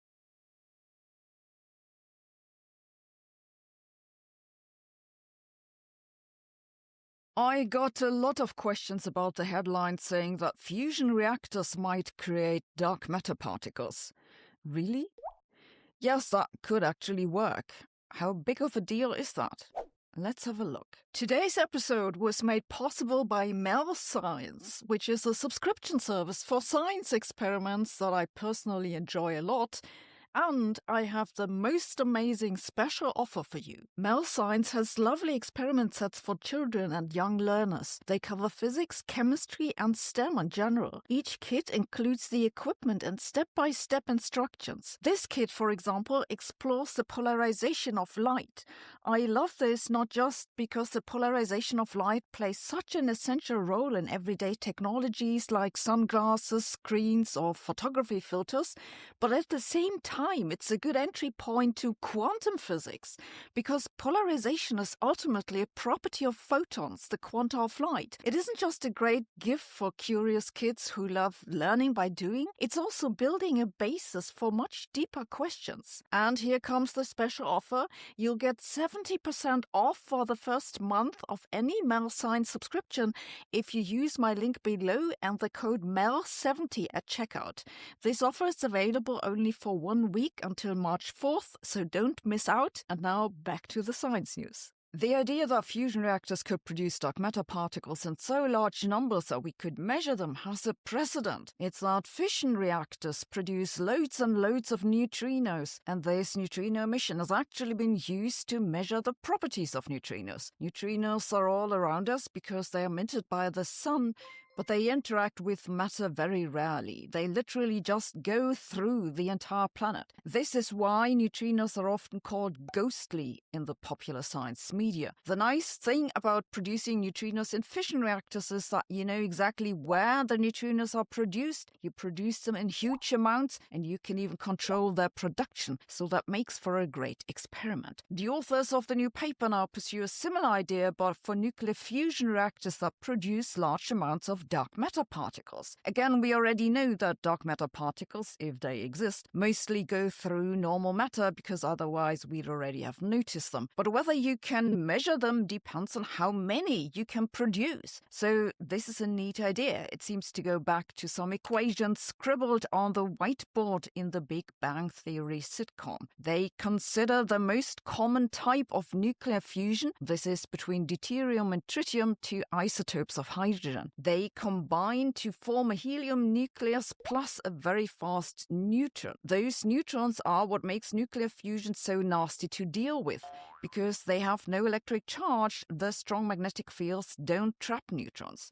The neutrons therefore escape the plasma and slam into the reactor walls. Now, one issue with deuterium-tritium fusion is that tritium is actually extremely rare on Earth. This is why many nuclear fusion startups plan to make their own tritium, most commonly by shielding the reactor, especially with lithium-containing materials. If the neutrons hit the lithium, they leave behind tritium, which is handy. And here's the point, if dark matter is made of axions, then that'd sometimes also generate an axion. And because the reactor emits so many neutrons, that'd be a lot of axions. The axion is one of the most popular candidates for dark matter. It's a particle that'd fit nicely into the standard model of particle physics, and it'd have a very small mass. Axion dark matter doesn't hover around galaxies and clouds like most dark matter particles. Instead, the axions form a condensate, much like puddles early in the universe. So we wouldn't be sitting in a cloud, but in a puddle. But because the mass is so small, it's difficult to observe axions at particle colliders. If they exist at all, they should be produced in the collisions on occasion, but since they most often just go through the detector, their main signature would be energy loss, and you can't measure such a small energy loss. This is why there are dedicated experiments looking for axions. The most often used approach is to use magnetic fields that should convert the axions into photons. These experiments have been looking for axions for a long time and not seen any. Might be because they don't exist or because there are too few of them. This is why the idea with the nuclear fusion reactor is interesting, because that'd create a lot of axions. The authors then do the unglamorous work of calculating just how many axions would be produced at which energy and how many of them would escape the reactor shielding. Then they estimate whether an experiment in the vicinity of the fusion reactor could measure them. They conclude that basically it's much more promising than waiting for axions to come by from outer space. By the way, I have a free weekly newsletter with some extra content. All you need to do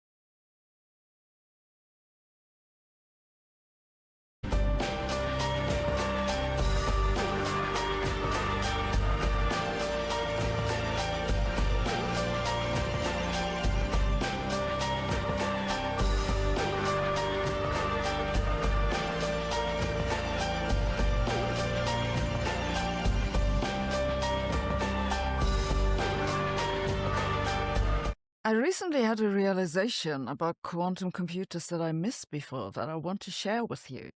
You see, the most important use of quantum computers that I think drives most of the interest is code breaking. And it's not just because code breaking would suddenly decrypt a lot of sensitive and confidential information that might put us all at risk. It'd also make Bitcoin insecure. I used to think this isn't much to worry about, but I've recently changed my mind. And this tells us generally what we can expect about quantum computing. Have you ever dreamed of becoming a hacker? You now can, thanks to today's sponsor, TryHackMe. TryHackMe is a training platform where you can learn everything about cybersecurity by, well, trying to hack. You see, there is now a huge demand for people who can find security holes before criminals do. Data breaches, service disruptions, stolen passwords. Someone has to fix this, and TryHackMe is your entry into the market. They already have more than 6 million users worldwide. You learn by hacking real machines directly in your browser. Just open the website and start. They also have an AI tutor called Echo that helps you when you get stuck. I'm really into learning by doing, so I gave it a try, and it's really well done. If you want to check it out, use my link tryhackme.com/Sabine, which is down in the description. You can try it for free, and if you use code Sabine25, you get 25% off the annual plan. And now back to the science news.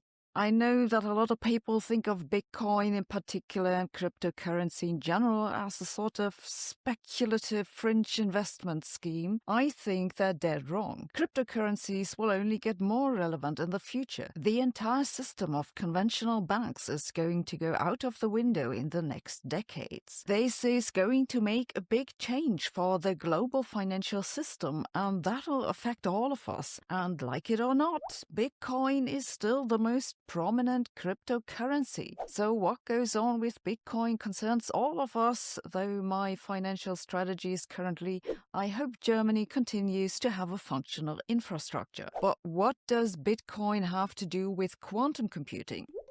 Well, for one thing, Bitcoins are created by a complicated computation called mining. Basically, a Bitcoin miner invests into energy for the computation of a very large number that must fulfill certain properties. These properties are easy to check, but the numbers are hard to find. Once a miner finds a number, they submit it to a shared database and get Bitcoin in return. The less energy you use to find these numbers, the more money you can make. Quantum computers could speed up the Bitcoin calculation by a factor of 2 or so. However, given how difficult quantum computers are to run and that they aren't particularly built for being energy efficient, it's questionable whether that'd be much of a financial advantage. The more important relation between Bitcoin and quantum computing, the one that everyone worries about, is that Bitcoin relies on a shared payment record which is encrypted, and quantum computers could break that encryption potentially very quickly. If they could do this, then anyone with a quantum computer could pretend to be someone else and steal their Bitcoin. If Bitcoin was to become that insecure,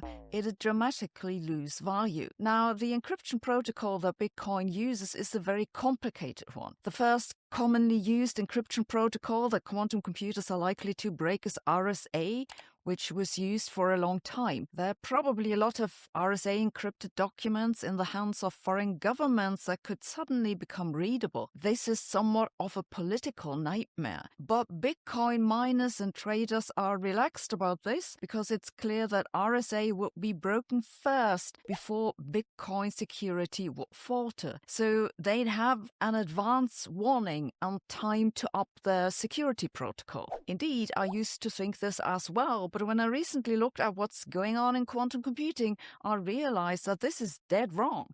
You see, the question is not so much whether a quantum computer would break these codes, but how long it'd take. If you have a small quantum computer, that might take 1 million years to break RSA, and by this time no one will remember Russia anyway. So when they say quantum computers would break RSA, what they mean is that the time moves into a window where it's feasible, maybe days or so.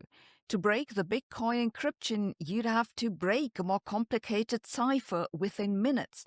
In terms of quantum computers, that'd be 3 to 4 orders of magnitude more of qubits. On the one hand, that seems a lot. On the other hand, I think that if scientists do figure out how to make error correction scale and how to make qubit links scale, then it'll scale at very steady cost very, very quickly. This makes me think that once we reach a certain threshold, benchmarks will fall in rapid succession. The limiting factor will eventually not be the number of qubits, but the energy it takes to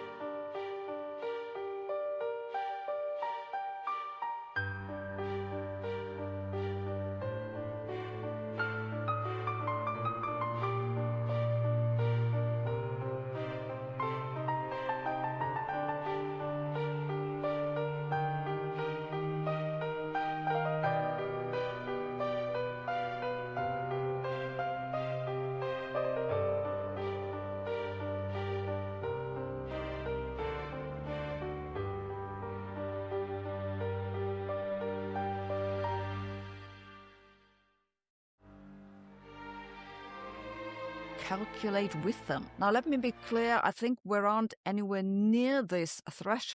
The limiting factor will eventually not be the number of qubits, but the energy it takes to calculate with them. Now, let me be clear, I think we aren't anywhere near this threshold. The limiting factor will eventually not be the number of qubits, but the energy it takes to calculate with them. Now, let me be clear, I think we aren't anywhere near this threshold. You know that I'm also skeptical about the practical uses of quantum computers for many of the purposes that scientists have advertised. material design, logistics, finance. I think it's a stretch. In reality, artificial intelligence on a conventional supercomputer would do a better job than quantum computers. It's really the code cracking that causes much of the governmental interest and investment. But that said, I think people in the Bitcoin enterprise need to think more about the pace of progress. They might not have much of a warning in the end. And this isn't just the case for Bitcoin either. This is generally how we should expect quantum computing to develop. Empty headlines for a long time, and then suddenly, boom, it'll take off like nothing we've seen before. In fact, I expect it to take off faster than AI because the relevant algorithms are known already. So basically, expect years of nothing, then suddenly everyone panics. Same thing as usual. Thanks for watching. See you tomorrow.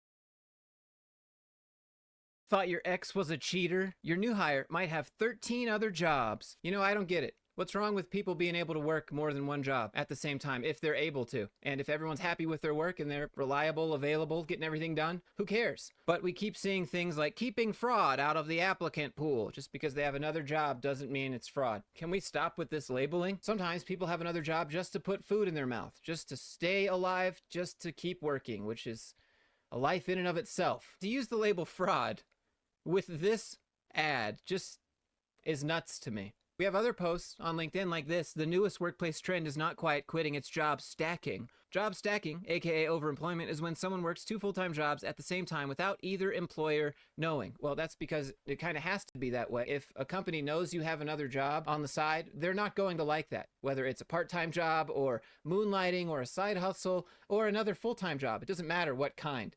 They don't like it. They're talking about 2 W-2 9-to-5 remote positions simultaneously. Go for it. Make that money. Get that bag. How prevalent is it? It's more prevalent than you may think. It spiked post-2020 with remote work and is most common in tech, marketing, finance, and operations. How employers can spot if you have a second job. Then they give us some really vague tips that could apply to a multitude of reasons besides having a second job. But we're just causing suspicion, panic. What are we doing?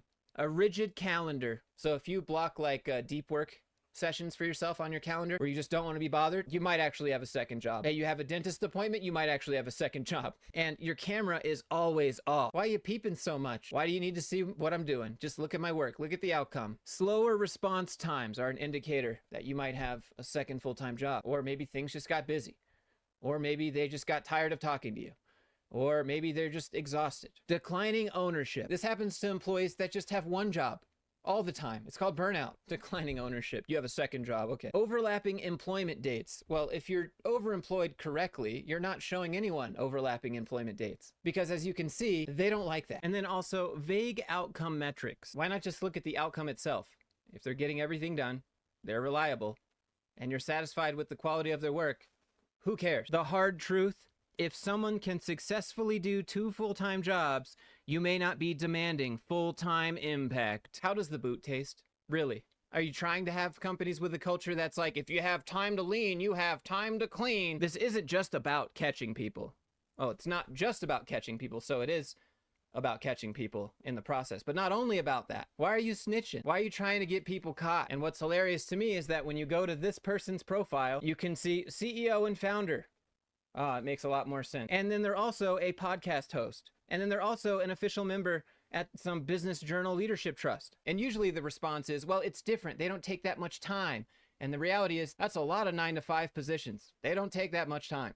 You could get what you need to done right away and then do something completely different the rest of the day. And if an employee can manage to do that with multiple jobs, more power to them. Why would you want to snitch on them? Give hints for how to find people doing this? It's gross. It's about integrity, accountability, and culture. A culture of what? And when you scroll to the comments, I appreciate all the different views on the job stacking topic. That's what happens when someone starts getting roasted after they realize they put a bad take and they don't want to say that Call me old school, but people that do that because they need to or simply want to should be fired. Hold on, you're telling me if someone needs a second 9-to-5 job, they should be fired? Because you know you can't tell your employer. But if you need one to be able to just keep eating, then what other option is there? If you tell them, they don't hire you. If you don't tell them, you can keep eating. And that's if they need to here. If people need multiple jobs, they should be fired. Like, do you even, maybe this is referring to if they need to hide the information. We have some logic here. If they can do both jobs, why not let people live their lives and make money? This is some boomer mentality of loyalty to companies that don't care about you. Well, considering I'm not a boomer, it's not.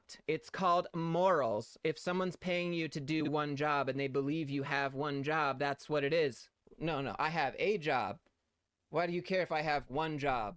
You're not the one job. That's not how this works. It's a job. Why are you assuming things from the get-go? Just because you give someone an offer doesn't mean they're loyal to you now.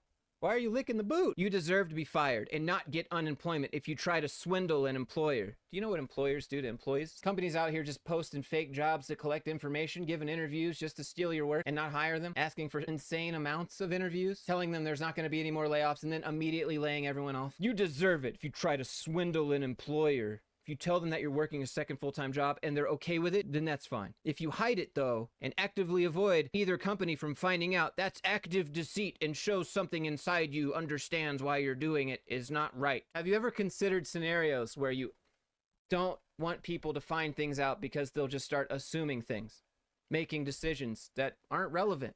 Companies do it to employees all the time. They actively avoid things getting out, things leaving the boardroom or the executive meetings. When I read comments like this, it just makes me think, this is the type of guy who'd take a picture of a cupcake and post it with #leadership or something. There's something to be said for creating moments where everything just comes together. Lately, I've been appreciating the value of simplicity and taking the time to do things right. #leadership is a picture of a cupcake. But then you just look at their experience, and it starts to make a lot more sense. As you can see, their very first job they had was vice president of sales. And then they were enterprise account director. And then they were vice president of business development. And then they took a career break. And then they went back to being a director. And then they went back to being a vice president. And then they went back to being a director. And now they're self-employed.